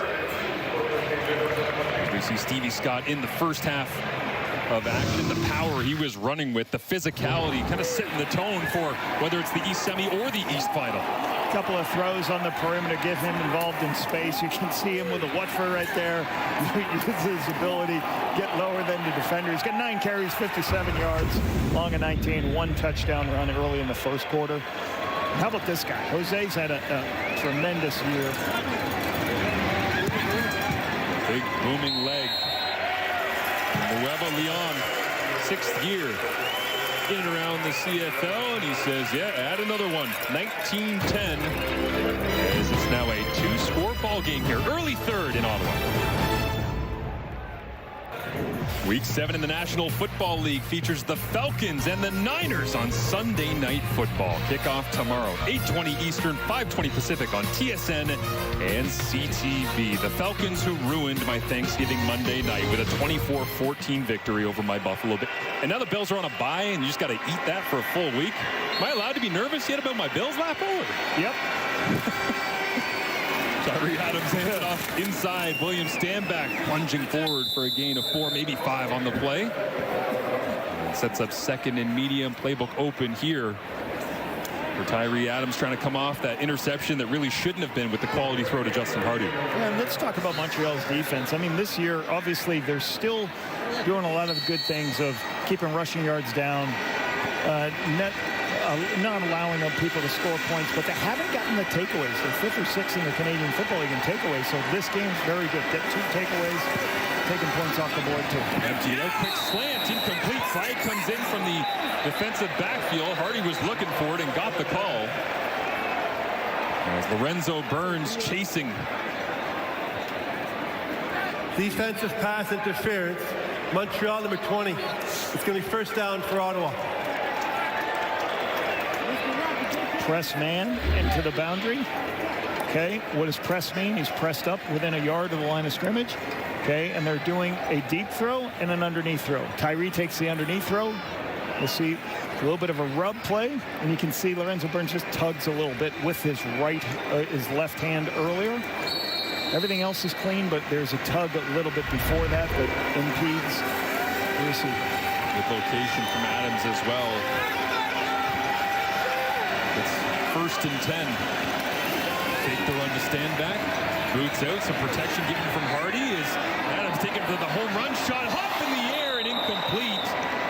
As Pimpleton, not typically the deep ball go-to for this Redblacks offense on the season, but Burns immediately trying to make good on his defensive pass interference call there in coverage. So a heavy play action deep downfield. You're going to see action like this to get everybody going this way. Then he's going to boot this way to push everybody there. And then there's a guy breaking back to the middle of the field. But unfortunately, you've got to see the backside halfback. The safety runs out of the way. But you've got to see on the backside, I think that's actually Lorenzo Burns from the lowest spot. Really good by Lorenzo Burns going across the field and getting depth when he's on the backside. Adams all day to throw now. Pressure coming and wrapped up, brought down. Mustafa Johnson should get credit for it once again. As Jeffrey Canton-Arcou celebrates crashing the pocket once again. The Alouettes up front all over Adams.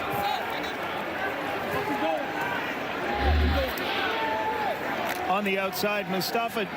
Okay, on the outside, Canton-Arcou. We have people coming here. We have Mustafa Johnson here. As they do their rush, one goes high. And as one goes high up top, what you're trying to do is turn everybody back to the inside. As this one blocked and rolling around, free on the turf. And who flew in to get the block that time? Looks like it was Bubba Bolden on the roster this week. As the former ACC standout with the Miami Hurricanes gets some love from Byron Archambault, his special teams coordinator. Boys.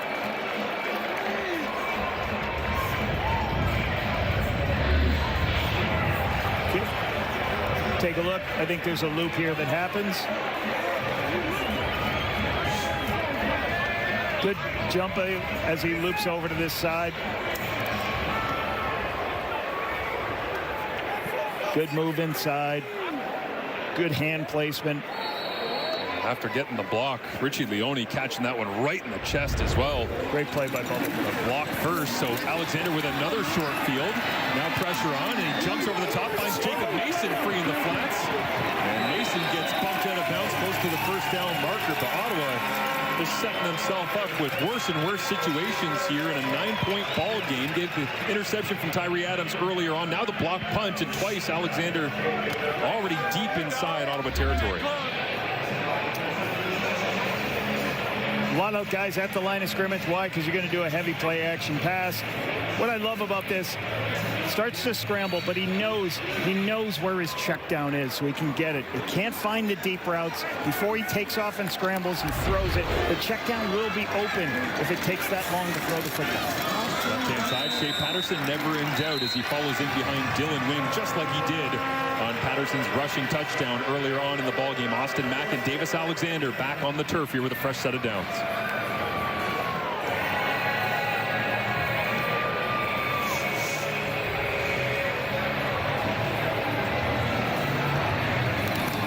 Extra offensive lineman reports for the Alouettes.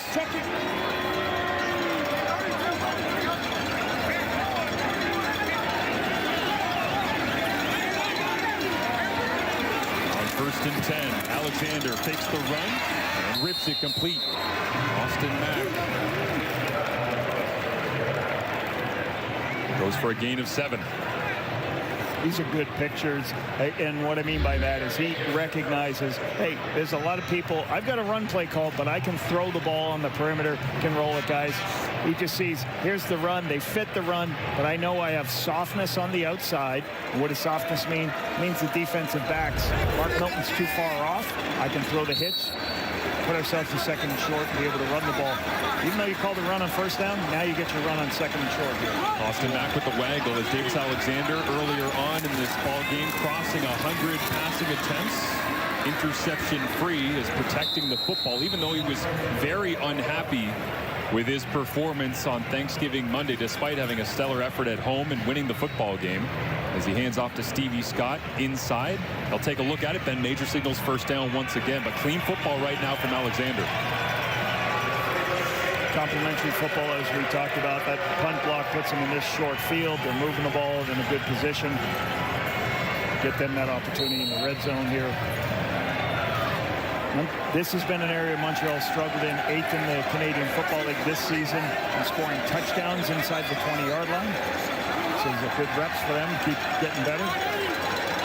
78% completion percentage right now for Alexander in this ball game. Hands off inside on first down, going nowhere. Stacked up and turned around up front, and now they get tangled up. Jesse Gibbon in the middle of the mess. Justin Lawrence gives an extra shove as well. Not needed. Flags fly as they separate. And Alexander. Good stop by the Redblacks here. It's run defense holding up. They just don't need this extra stuff here. We'll see who's responsible.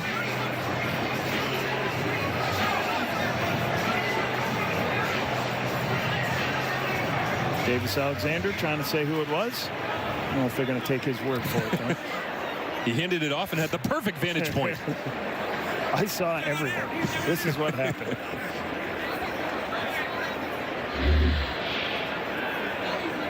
You can see right in the middle, I think right in the middle is scrum at the end. So that's a little shot at the end. I think you see Jesse Gibbon. After the play, we have 2 offsetting misconduct fouls. One against Ottawa, number 5. One against Montreal, number 67. It's going to be second down for Montreal. Devon Santos Knox. Jesse Gibbon. Yep. In the middle of the mess there. Juice is flowing here. Week 20, you might say, well, Ottawa's out of the playoffs and Montreal's still fighting for things, but this is a lot more about pride for the Ottawa Redblacks, trying to protect home field, but also they've lost 10 straight games here against the Montreal Alouettes at home. Montreal's beat them 10 games in a row. Jason Moss undefeated as Alouettes head coach against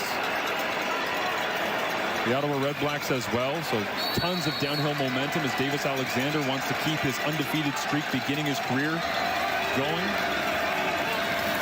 And on 2nd and 9, Alexander throws a fade. Austin Mack coverage is there. Knocked away. Tremendous job recovering. As Mark Milton makes the play for Ottawa.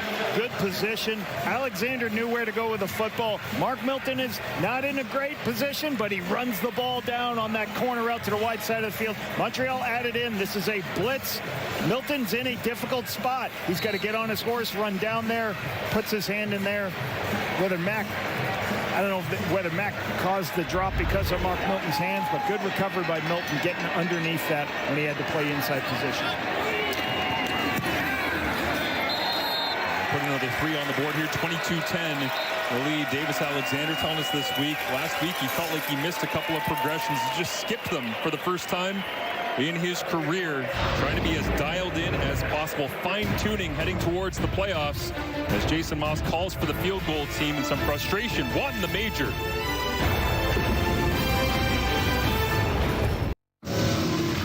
Last week it was the Montreal Alouettes finding a way off the edge. Bang!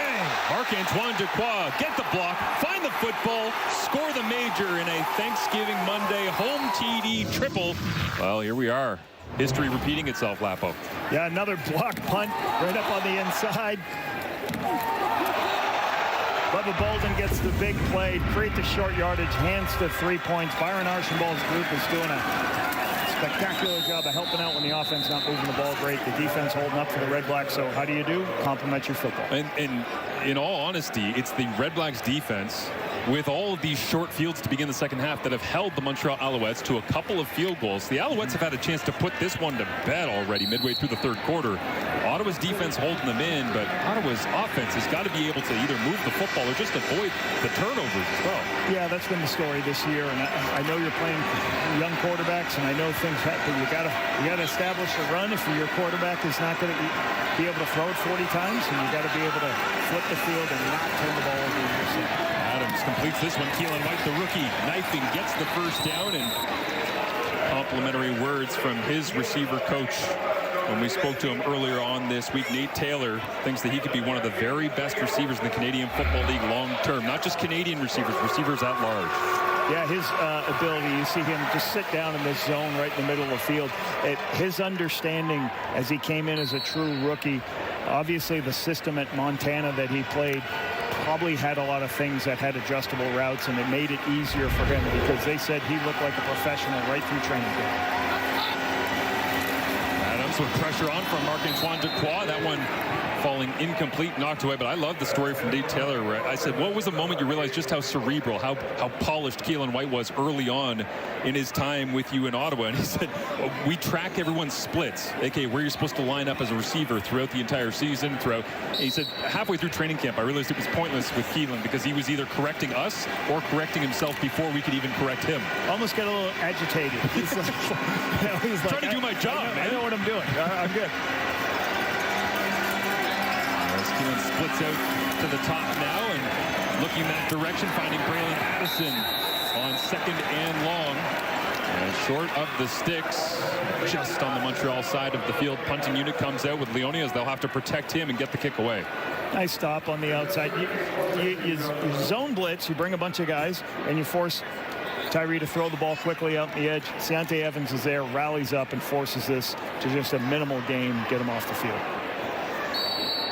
Redblacks on first down. They have to get some explosives. They have to get first downs on first down. New Cardinal closed that time, but the punt away cleanly as Tyson Philpott back to return after the 41-yard punt. Tyree Adams now 12 of 22. Meanwhile, his counterpart, Davis Alexander, has already thrown for 222. Looks like Davis is headed towards yet another 300-yard passing performance in good starting field position thanks to this open field tackle.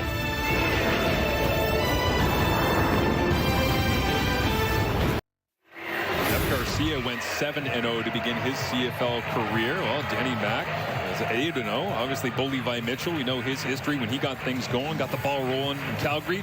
10-0, Davis Alexander. What's it going to be like when he eventually loses? Is it here today? Is it down the road? Well, and it's not all managing the football game. This guy can put the ball downfield. This guy can throw for touchdowns. He can use his legs.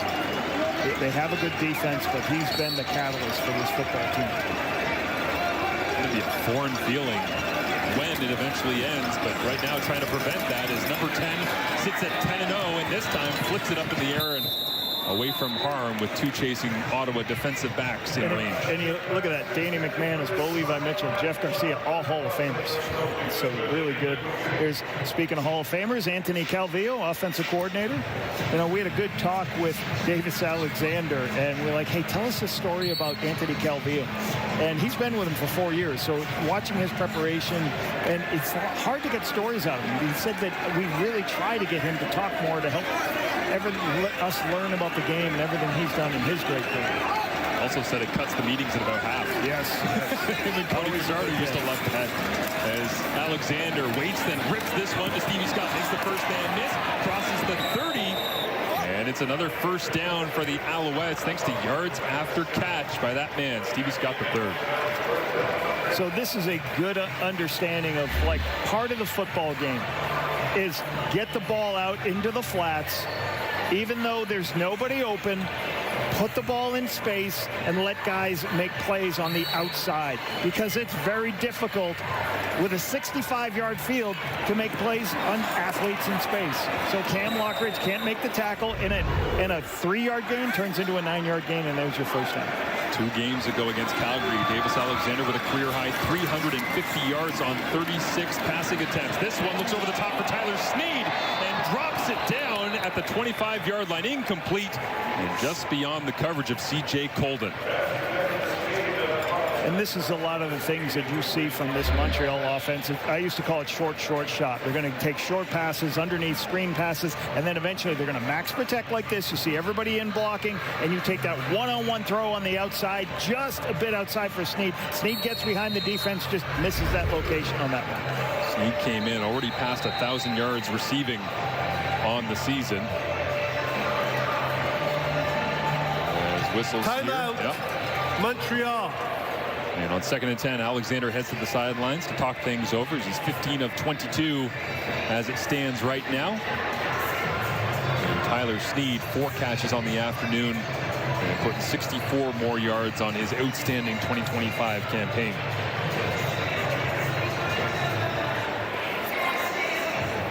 You can see that with the leading targeted receiver and the leading receiver right now on this Owls team is their running back, Stevie Scott. So checking it down sometimes, that's a good thing to do.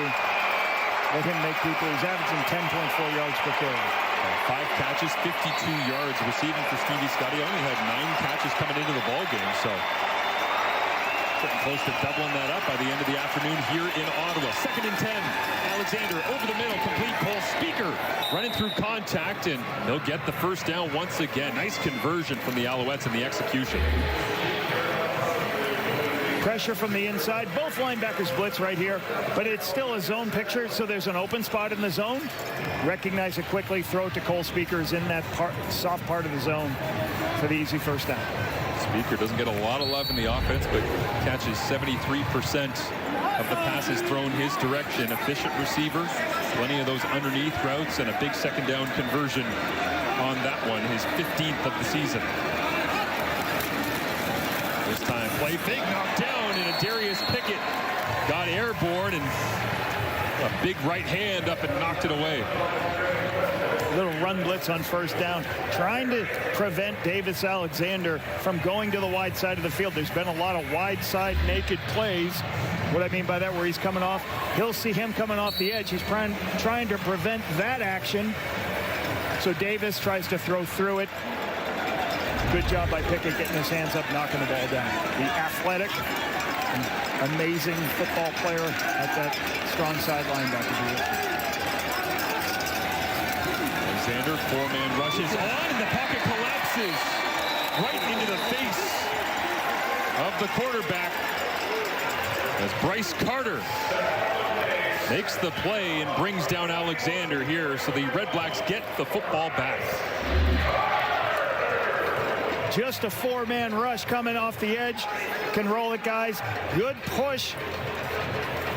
And then movement on the inside. Once Carter's playing inside over the guards, which is a mismatch athletically. You want to put your defensive end sometimes on those guards. He moves inside as Davis goes to scramble, makes the nice stop. Good scheme by Willie Fields, defensive coordinator for the Redblacks. Fourth sack of the season for Carter. It's a loss of 7, so trying to flip field position here is the Redblacks. They'll get it back at around the 47-yard line. And Davis Alexander, more on him and his journey to this 10-0 beginning in his CFL starting journey when we return. A special start, of course, to the campaign and the season and the journey of Davis Alexander. An integral part of that journey is standing alongside our Kenzie Lalonde. Yes, Marshall, I'm so thrilled to be joined by Davis Alexander's mom, Natalie. And walk me through your emotions right now. We saw Davis kind of get shaken up earlier in the first quarter. So for you, I'm sure there's some highs and lows to being a mom of a quarterback. What's kind of going through your mind? I mean, first of all, I'm so thankful to be here in Ottawa. And it was so great to be in Montreal last week and see him go 10-0. And yeah, it's always nerve-wracking for a mom to sit here and have to watch those hits. But he's exciting to watch. He's going to bring excitement to Montreal. He loves the fans. He loves his teammates, and he loves his coaches and everybody back home.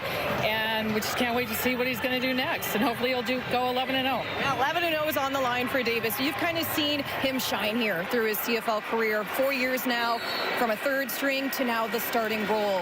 What does it mean to you to see him rise to the occasion and be successful at it? Well, I mean, it means a lot. I mean, obviously, high school was phenomenal for him. College was tough. And being able to be drafted by Montreal has just been amazing. It's a city that I wanted him to come to, so thank you, Danny, for that and believing in him. And so it means a lot. And to his family, his brother, Denise, and everybody back home. Natalie, we thank you for the time and enjoy the rest of the game. All right. Thank you, Kenzie. Guys?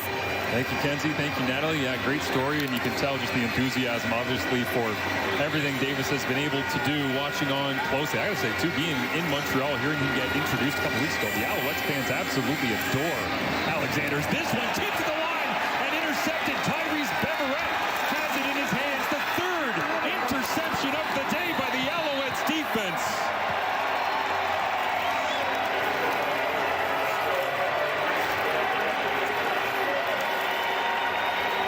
There's going to be pressure off the right side for Tyree Adams. I believe this is a tip coming from the outside, it looks like. Okay, I think somewhere on this side is going to come in, and we'll see pressure as Tyree's looking to his left, trying to throw from the outside. That's what it was. Wesley Sutton from the boundary halfback. He comes, gets a piece of it, creates a takeaway. And this is what we expected out of this Montreal defense. Takeaways, takeaways, takeaways, keep going. Noel Thorpe's in the end zone celebrating with his guys for getting his takeaway. Keep helping his offense get short fields. 38-yard return for Tyrese Beverett on his fourth pick of 2025. Well-rounded, one of the best defenders in the CFL. Major assist from Wesley Sutton that time. Now Alexander tries to go to work, pumps the little curl route, tries to throw a corner to Austin Mack, and it falls incomplete to the turf. This Redblacks defense, Lapo, just living the whole second half with their backs right against their own goal line. Yeah, and you're just in a position. You go back to the offensive drive for the Redblacks. The first down, they drop the football, and then they're in second and long. They got to throw the football, and then the tip ball that gets picked. So they just got to do more offensively to help this defense in some way, shape, or form. Davis Alexander saying this week, we have answers for everything in this offense as long as I correctly identify and process things. We'll see what answer he has here on 2nd and 10 from the Ottawa 22. Looking for a major, settling for field goals in this second half. A deep drop over the middle of the field, into the end zone, touchdown! Austin Mack makes the grab, and Davis Alexander with a dart.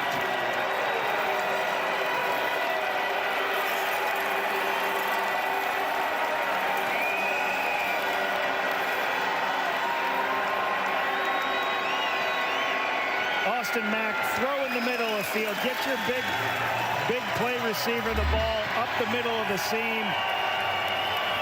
Austin Mack's going to show up in the middle of the scene. Davis is looking to see, is there anybody in the middle field? No, there's nobody in the middle of the field. Waits for Austin Mack to go under and then upfield.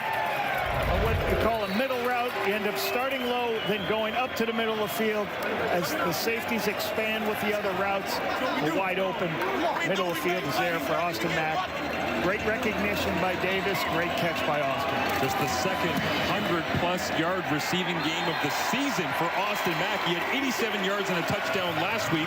Right now he's at 108 and a touchdown on just 5 catches.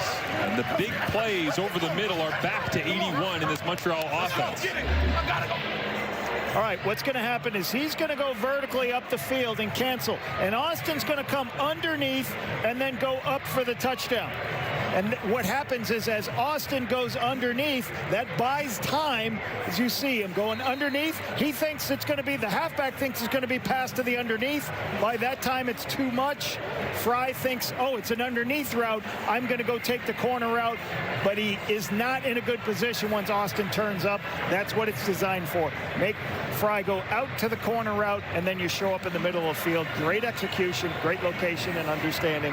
Nice touchdown by the Owls. And this week, Austin Mack mentioned to us the savvy little things that Davis Alexander does, manipulating defenses. And it's a small thing noticing on that one, but Tyler Snead's running up the right side, Lapo, and Alexander sets himself completely to that, right? Yeah. Like his hips, his shoulders, and his eyes, and then, oh, no, I'm coming back inside. And I think that's a big point for everyone to think about. Like, as you heard Davis Alexander's mother talk about it, he's been in the business, he's been in this building for a number of years.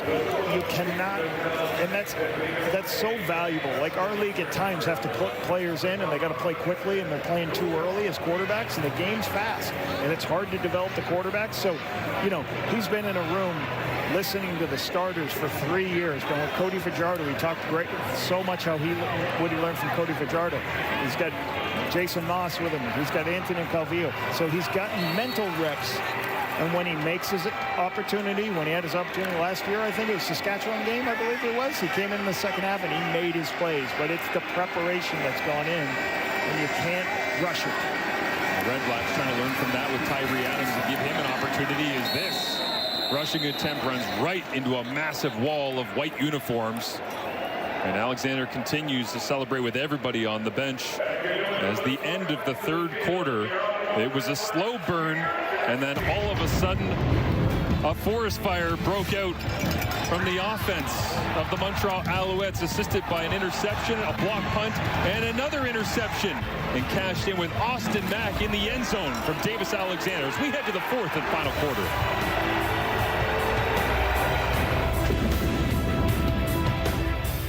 To the fourth quarter here in Ottawa as the Redblacks trail by 19 points. Average starting field position in the first half, Montreal was their own 29. In the second, their opponents 44. It has been a half really dominated by turnovers and changes in field position, getting those short fields. And obviously, Davis Alexander wishes he would have made a throw like that to Austin Mack a couple of drives ago when they had those short fields. But that's a thing of beauty when it works for this Alouettes offense. Yeah, and they're moving the ball. They're doing what they need to do to stay on the field and have long drives. Take some shot opportunities when they get them. For Ottawa, they're struggling, obviously. 3 interceptions. They got a block punt. They have to find a way to not turn the football over. And again, some of those aren't on Tyree Adams. So, one was tip, 2 of them were tip balls. But they got to shore up their protection for him, and they got to help him out. There's too many drops by the receivers when Tyree does locate the football. The sun has already gone down on the Redblacks' playoff chances, but setting here on their final home quarter of 2025 as well as number 25, Daniel Adebaboye. Catches the check down over the middle, and as always, with Daniel, falls forward as they'll get a fresh set of downs immediately.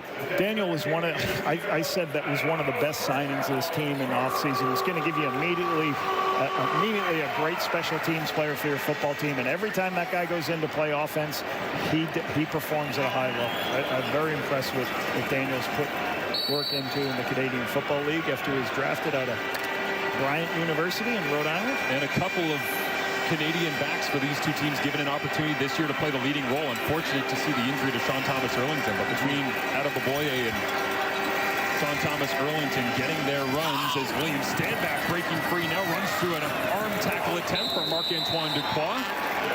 Tackle not made until a gain of 13 yards. Nice bounce to the outside as the hole develops. Goes in and then bounce it out. Cabianento's there to help out. Good solid first down on first down.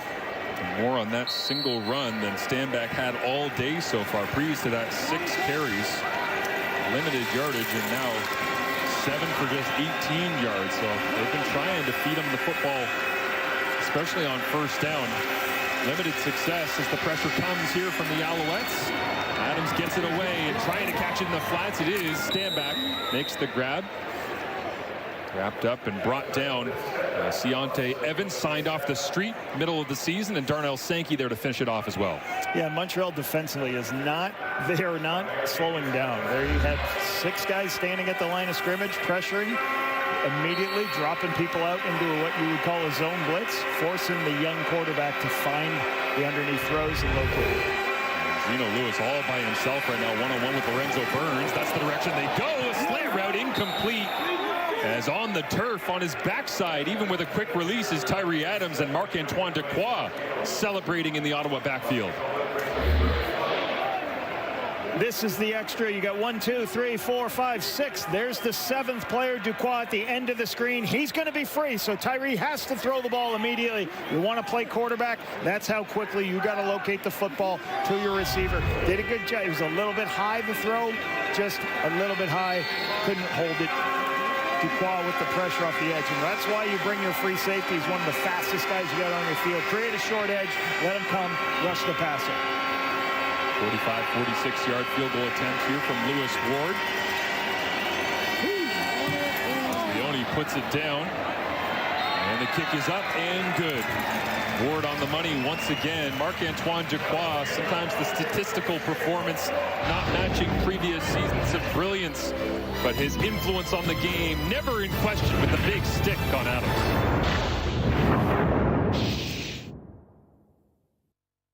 Sounds cliche, but tell me, would you wait for me? Baby, I'm a rolling stone. I got a lot of right in me, but I don't want to stay this wrong. Tell me, would you wait for me? Grey Cup halftime show. MGK announced earlier on this week. Should be a party in the Peg coming up. And not too far away. I can't believe 2 weeks from today, it's the East semifinal, the West semifinal. It's almost playoff time already and headed towards that Grey Cup halftime show. Will the Alouettes be there? Well, with throws like that from Davis Alexander, who says no? Tyler Sneed on the corner route, running free and making the big grab. Good picture for Davis to recognize nobody on the perimeter as they go out to the right. When the tailback releases, the defensive end goes and travels with him. Now I can work to width and go outside, see the corner route, and locate the corner route. So good understanding that there's no contain. I'm just going to run to the right and throw a corner route. The Owls golden boy in that bronze sunset here in Ottawa makes the throw and goes over 300 yards on the day. Sits at 304 as he looks to throw again to the outside. Fade ball up for grabs and just beyond Tyson Philpott.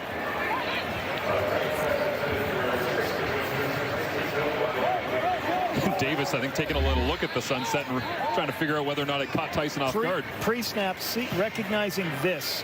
Pressure at the outside. I can take that shot, especially if you watch Cam Lockridge is looking into the backfield. So he's like, I know, I trust my receiver's going to run by it. Sure, that's the matchup you want. Throw that every time you get it. Sure, he's not happy, didn't locate. Stevie Scott here is Sneed in pass protection. No, they'll screen it to him. Sneak Sneed out of the backfield. Big hit. And a Darius Pickett read it the whole way. Flags fly from 2 separate officials at the end of the play.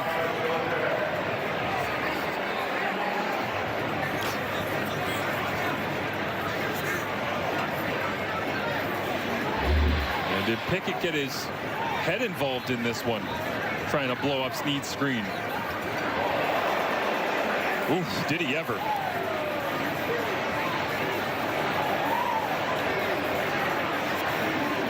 just can't lead with your head, so that'll definitely draw a penalty there. Okay, it'll be first down Montreal after this head shot by Pickett.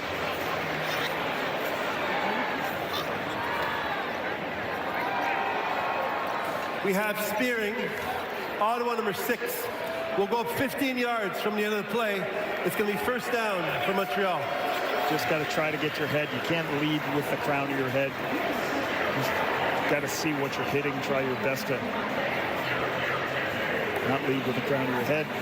Huge shot by Pickett. And it's so hard to figure out where the back is, where his helmet is, so you just got to do your best to control your own helmet. Don't put your helmet in that situation. Full speaker to the sideline is Cyril Hogan St. Don, the former 11th overall Ottawa Redblacks draft pick in 2022, checks in as an extra offensive lineman. Big team in, show run, give run. Stevie Scott turned back and down to the 10-yard line. Goes for a gain of 2. Mike Wakefield did a nice job turning this back. His whole defensive line really doing a good job minimizing these big gains here. Nice stop for just a 2-yard gain, getting penetration on the run. See Wakefield right there. Started in Ottawa and went out to Montreal for a couple years and came back to Ottawa. Alexander sets the receivers in motion. 2nd and 8. Looks left, now fades to the right. Looking for a receiver, rips it! Touchdown! Charleston Rambo on the receiving end, and Davis has another.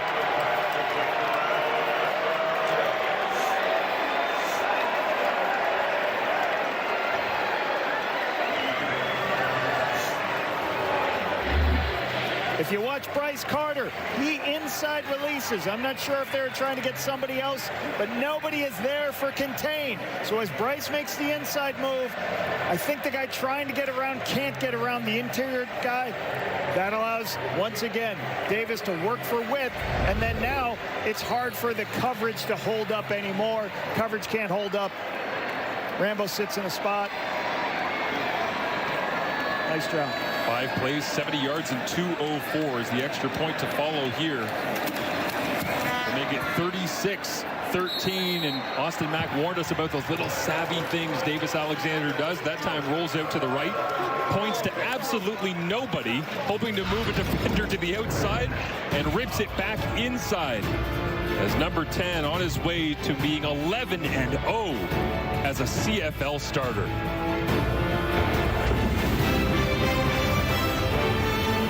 Asked Davis Alexander this week about the music he enjoys pregame. He says, I got a little different modes, different moods. I listen to a little bit of everything. Well, it turns out he found some tricky playlists to try and mess around today with the Redblacks defense. As rolls out to his right, points to nothing, and finds a way. You're always trying to find quarterbacks who can use their legs. And again, this is a guy who throws the football. But, like, you're always looking for throwers who've got the ability to run. Rolls down to Devontae Dedman. Carries across the 40. Tyrell Richards adds on to his tally for the 2025 season as the Alouettes trying to track down the Hamilton Tiger Cats, who remain on the bye here this week. And next week, it's these Redblacks up against Hamilton. Hamilton will be playing their starters, obviously, because they potentially, they have a bye this week. They might have a bye coming up in the semifinal round of the East and West playoffs, so they don't want to go play a game with no starters in, play a football game. Hamilton's going to be active, and Montreal's going to be chasing down that top seed in hopes that they can have a week off and also bring the biggest party of the year to Percival Molson. As Tyree Adams gets hit by Sean Oakman, and a throw incomplete, flagged down as well, and they're going to get Oakman, I think, for going high.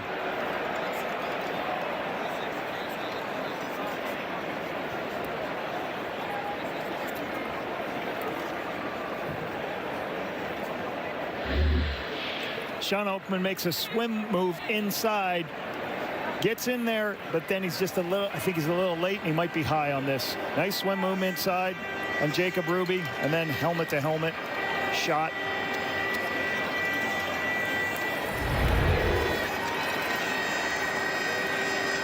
Forces a 15-yarder. Ken Major confirming with the CFL Replay Center. And has the announcement. As Tyree Adams stands in and already ready to work. Major foul, roughing the passer. Montreal number 2. We went up 15 yards. It's on our first down for Ottawa.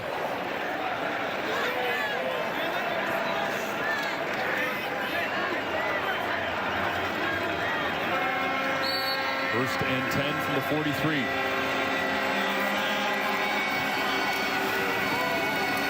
Adams hands off Braylon Addison. Flex weapon used in Tommy Condell's attack, whether it be Hamilton or here in Ottawa, can do so many different things. Can take a look and see that one more look at this hit on Oakman. Oakman to Tyree Adams. He's coming in. And the helmet to helmet, you can see there. I mean, it's kind of hard. The guy's 6'9". Yeah. You can't get your head involved in there. Yeah, there's a big man that's been doing it at a high level in the CFL for quite some time. Made his way to Montreal just because it felt like the right fit. Bounced around a little bit last couple of years. As Adams with pressure coming, throws into the blitz, complete. And Justin Hardy collects another as Marc-Antoine Dequoy might have taken a little bit of friendly fire in that left arm, worse for wear, as he shakes it off.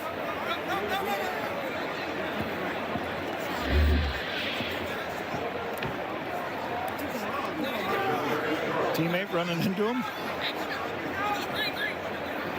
Darnell Sankey trying to strip the ball out. Good throw by Tyree. Get the ball out of his hand quickly, on time.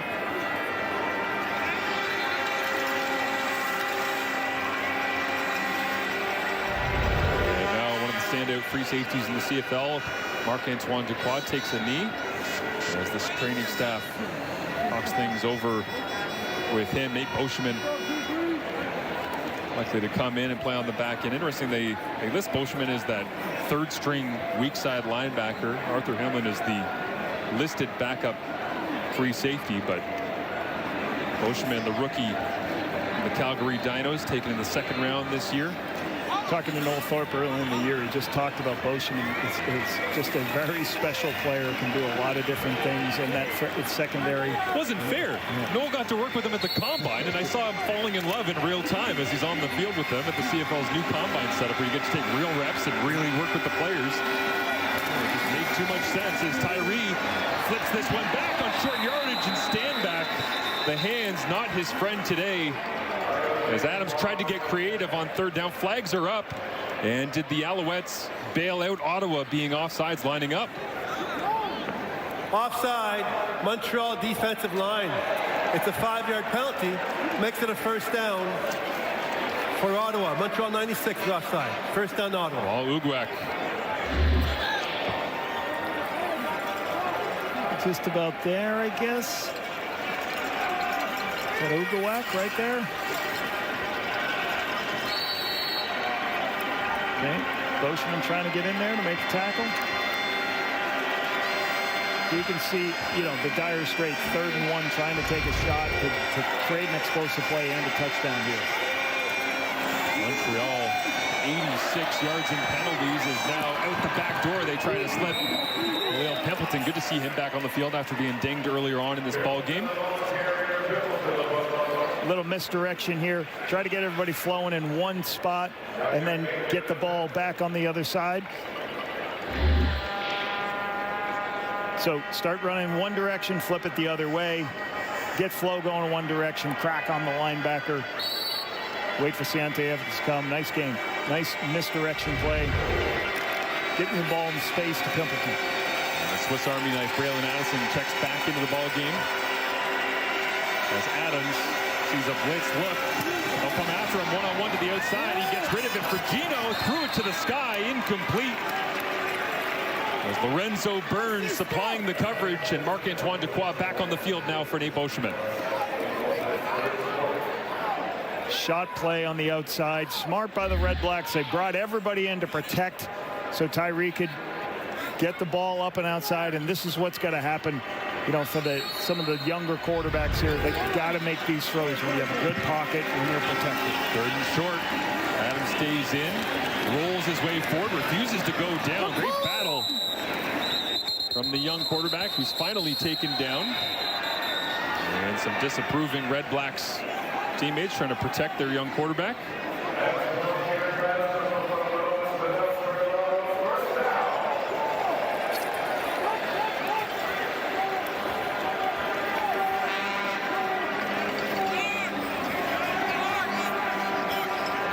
Getting a little cheap here at times. Got to keep everybody's composure. 36-13. Obvious that Montreal has been the superior team this season. They played early on in 2025. And not again until last week, week 19 on Thanksgiving Monday, as Adams looks to the back of the end zone, and this one falls incomplete to the turf. But Montreal victors 39-18 all the way back in week 2. They didn't play again until Thanksgiving Monday, 30-10, and you see a pretty consistent result here. Once again, 36-13 your score with less than 7 remaining. Najee Murray underneath that at that middle, playing in the middle of the field again. Could have been a 3rd pick of the night for him. Trying to do the Stavros Katsantonis. Go and get yourself a triple takeaway. As the Tiger Cats free safety had that against Toronto a few weeks back. Tyree Adams with Marc-Antoine Detroit blitzing, throws it complete. Gino Lewis tries to make a man miss. Brought down inside the 10, needed to get to the 5 for a 1st down. Good recognition, a little bit of zone blitz by the Montreal, dropping people out. Big hole for Gino Lewis underneath. Tyree sees it. You're in a 3rd and 5 situation. Just get a completion, so you're in 3-down territory. You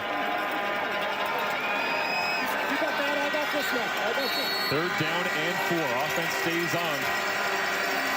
No field goal needed here. As Adams gets some real-time reps. Looks left, comes back right, throws a strike. Touchdown Redblacks. And the rookie, Keelan White, lights the fireworks at TD Place.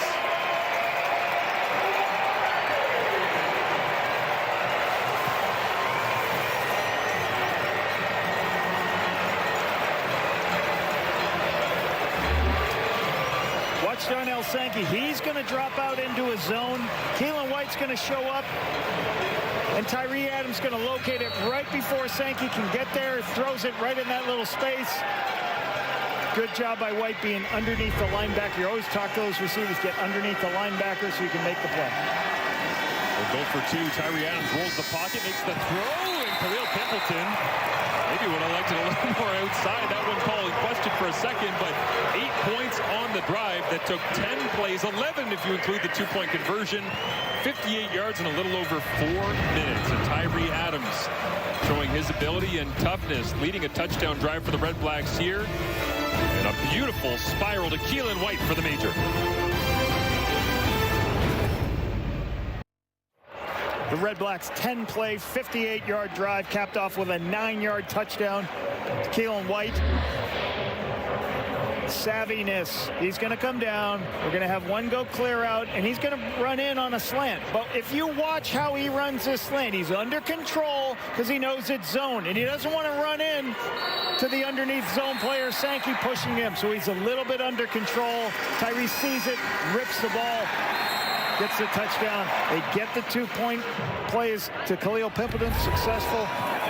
8 points. And now Ottawa goes with an onside kick. And did they make it work? The little dribble from Lewis Ward. And Keelan White's got more work to do.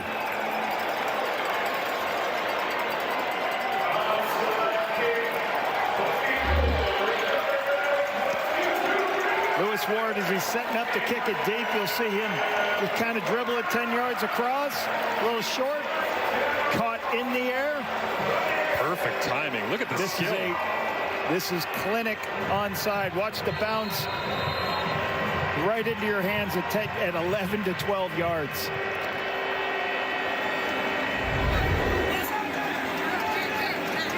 Aiden Fry makes that excellent job by Lewis Ward. Congratulations from Bob Dice to his kicker. As Braylon Addison takes the little flip inside, cuts back. Oh, almost broke it all the way back against the grain, but Ajay Murray right there to make the play as the Redblacks eliminated from playoff contention 5 times in the last 6 seasons. Franchise has gone without the playoffs, but trying to send a message here in their final home game of 2025 with a comeback victory. Plus trying to evaluate players. You've got some new players in the roster in the last couple weeks. Great to get some extra snaps for Tyree Adams, even stealing the possession here if he can stay on the field. Is this one on second and medium? Down low. And they'll say it's held on Khalil Pimpleton. Well, he didn't have very far to go. One of the smallest receivers in the Redblacks receiving room. Little tempo on hitches to the wide side of the field. Just everybody's going to run hitches. Quarterback sees the softest picture. Gets the ball, throws it to the dead spot of the defense. First down. Leading rusher right now for the Redblacks is William Stanback with 18 yards. As this one caught by Gino Lewis as Tyree Adams gets hit. Gino making people miss in open space. Picks up a first down as Adams back onto his feet, smacked by Mustafa Johnson, who asked for a quick substitution and heads to the bench. As you run these screen passes, you got to protect your quarterback a little bit. Now, you are going to send linemen in both directions, which happens here, but you got to slow down the rush. You got to do something so your quarterback doesn't take that hit. So they got to slow down this pass rush. Mustafa Johnson, good runner on these double screens. Got to help him out a little bit so he can take that shot.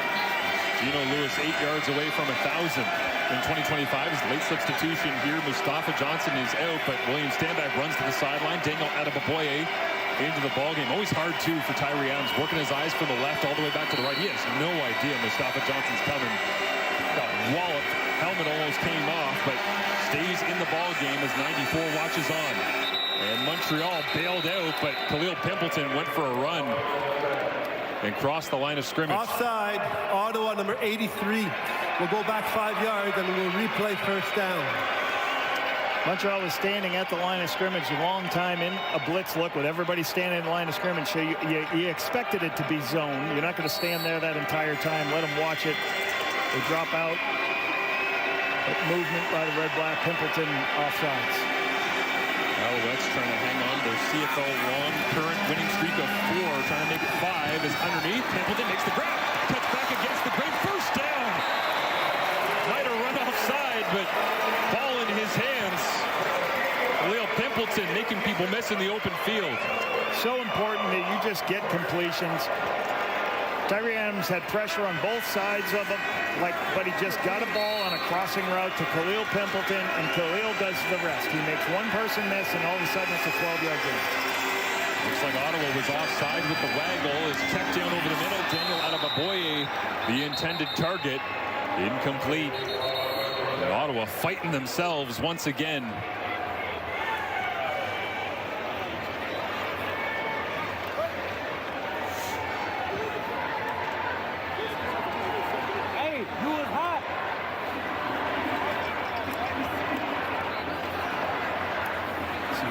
Here. Sometimes these quarterbacks throwing these checkdowns, sometimes they're too offside, fast. Ottawa number 0. Montreal will decline the penalty. It's going to be second down, and we're at the 3-minute timeout. So Tyree Adams, a bit late here in Ottawa, but trying to storm in the capital. Ottawa 3-7 on the season. Games decided the last 3 minutes. How is it week 20 already? It wraps up tonight, second half of our doubleheader. The Argos and the Stamps, 7 Eastern, 4 Pacific on TSN. Diedrich Mills getting after it, and big play VA getting himself prepped for the playoffs as Calgary back into the dance after a 1-year hiatus. Previously made it 18 straight seasons in the playoffs, but they've had 0 playoff wins since capturing the Grey Cup in 2018. Can't run a play because cheerleaders are taking pictures in the end zone. Okay? It's a new one. It's a new one for me. They clear the field, and Ottawa goes to work. 4-man rush. Tyree Adams on 2nd and 10. And incomplete. Looking for Daniel Adebaboye in the flats.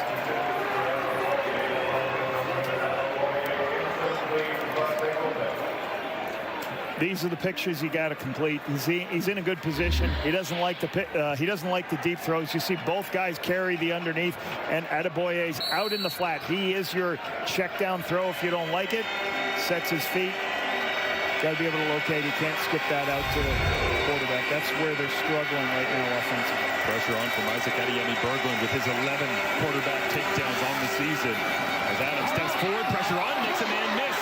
And now pumping, looking for the first down on 3rd and 10. He spins and rolls his way down for the first down. Adams uses the legs when he absolutely had to have it. This is a different type of quarterback than Dustin Crum. In fact, Dustin Crum's big and physical. He's only 180 pounds, probably soaking wet, but he is quick, he's elusive, and he will run when things break down. He can create with his legs. Spins back against Darnell Sankey, against the grain, into traffic, takes the hit, and it pays off with the first down. Now what can he do? Completes to Adeboye at the 10. Lorenzo Burns right there to make the tackle.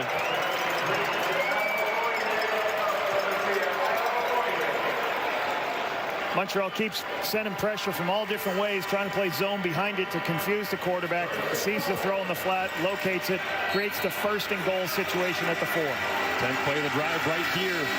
Adams rolls away from pressure to his right, going to try to use his legs, cuts back against the grain, puts his head down, and not able to get there.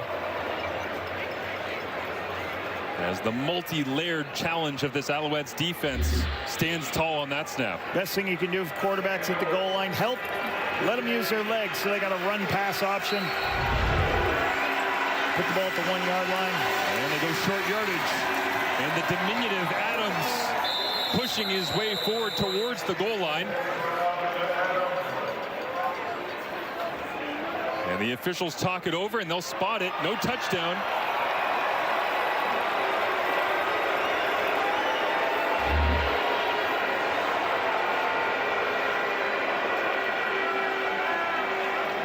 Bob Dice challenging earlier on in the game.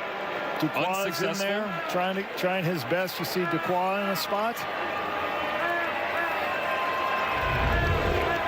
Adeyemi-Berglund puts the ball back at the 1-yard line once again. Tyree Adams gets the call in. Looks like short yardage here, ready for a plunge. Oh, and now a jump on the left side of the offensive line. And the Redblacks sitting at the 1.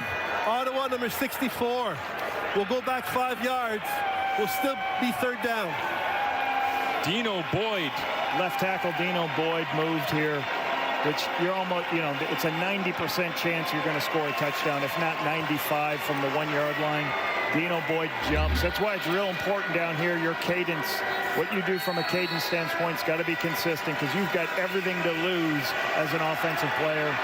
Difficult penalty for the Redblacks. Offensive line coach Mike Gibson in pain on that one, as now they back it up. So from the 6-yard line, 3rd down, Daniel Adeboye makes the grab, puts his head down, touchdown Redblacks.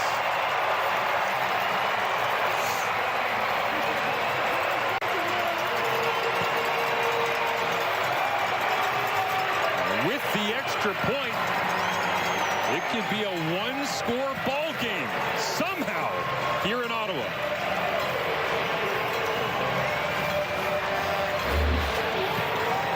Little sprint out, but get Adeboye into the flat. This is just a screen pass. The receivers block downfield. You just throw it to Adeboye. Everybody's going to block, create a space. It's for him to run it in. Good location by the quarterback. Good call. Good blocking downfield by the receivers. Nice touchdown play. 2nd receiving touchdown of the season for Daniel Adeboye. As Lewis Ward, extra point is good. 36-28 after a 13-play, 65-yard drive in a little under 4 minutes. Get the ball out on the perimeter. A little bit of a run play inside to hold everybody. There's been so much pressure from the inside from this Montreal defense all game. Get the ball out the perimeter. Let the guys block.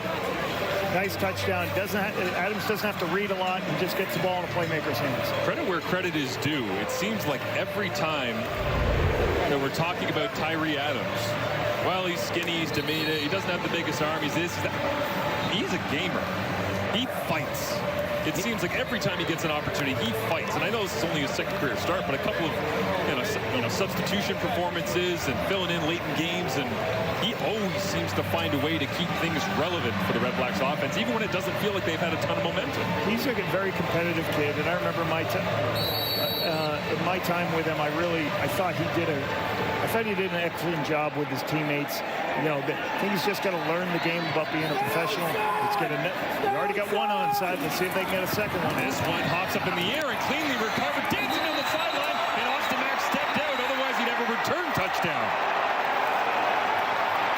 That rolled along the ground forever, and unfortunately for Lewis Ward, it just never got that spike and hop up in the air to give Ottawa a chance to recover. Well, I got to give some hats off to the Montreal Alouettes organization, because when this was recovered by Montreal, like, this crowd went crazy. There is a lot of Montreal fans here, Marcia. You can see they recovered it there. Okay, you put your athlete back, make sure he can catch it. You're going to block for everybody else.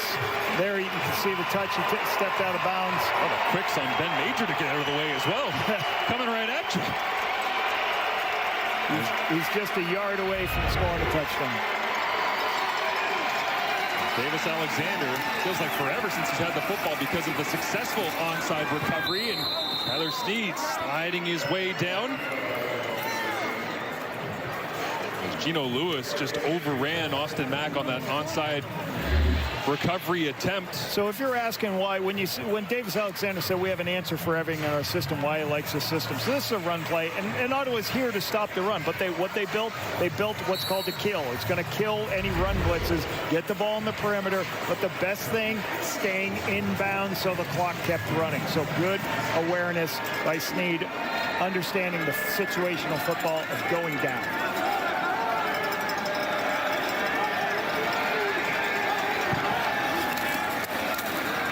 Inside, Stevie Scott. Ottawa's defense stands tall once again. They need a little bit more magic here to give themselves an opportunity to come back in this football game. Is now 3rd and 2. And for now, the offense stays on. Whether they're going to get ready to call a timeout or they're going to try to get him to jump off sides. Hard count.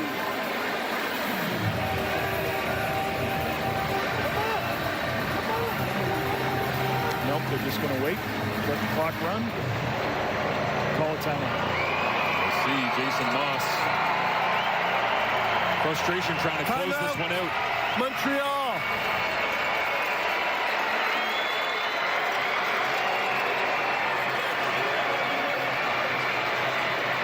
There you go. And here comes Jose Maltos. Well, Jason Moss calls time. And Jose Maltos Diaz attempts to call game.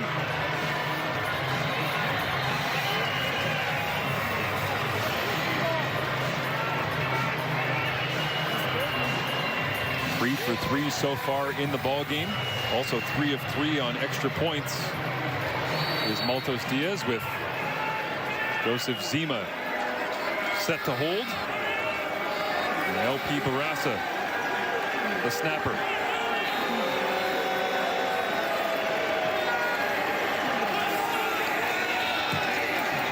Kick is up and through the uprights.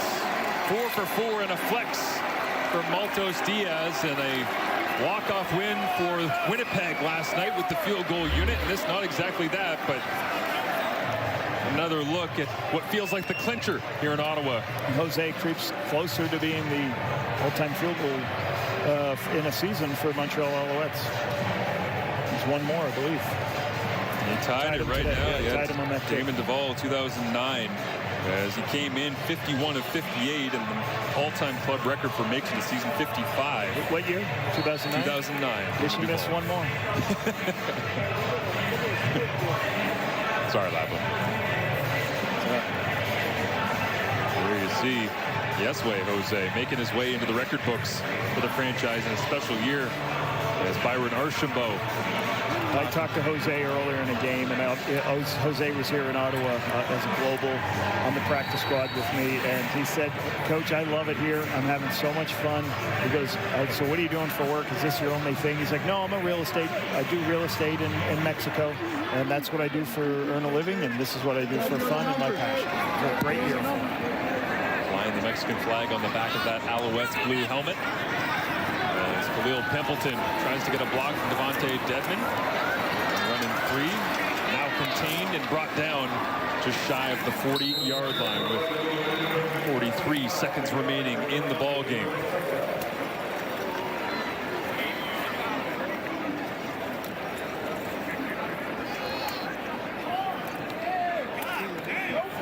The Hamilton Tiger Cats likely have to watch on for another week here as the Alouettes still in contention.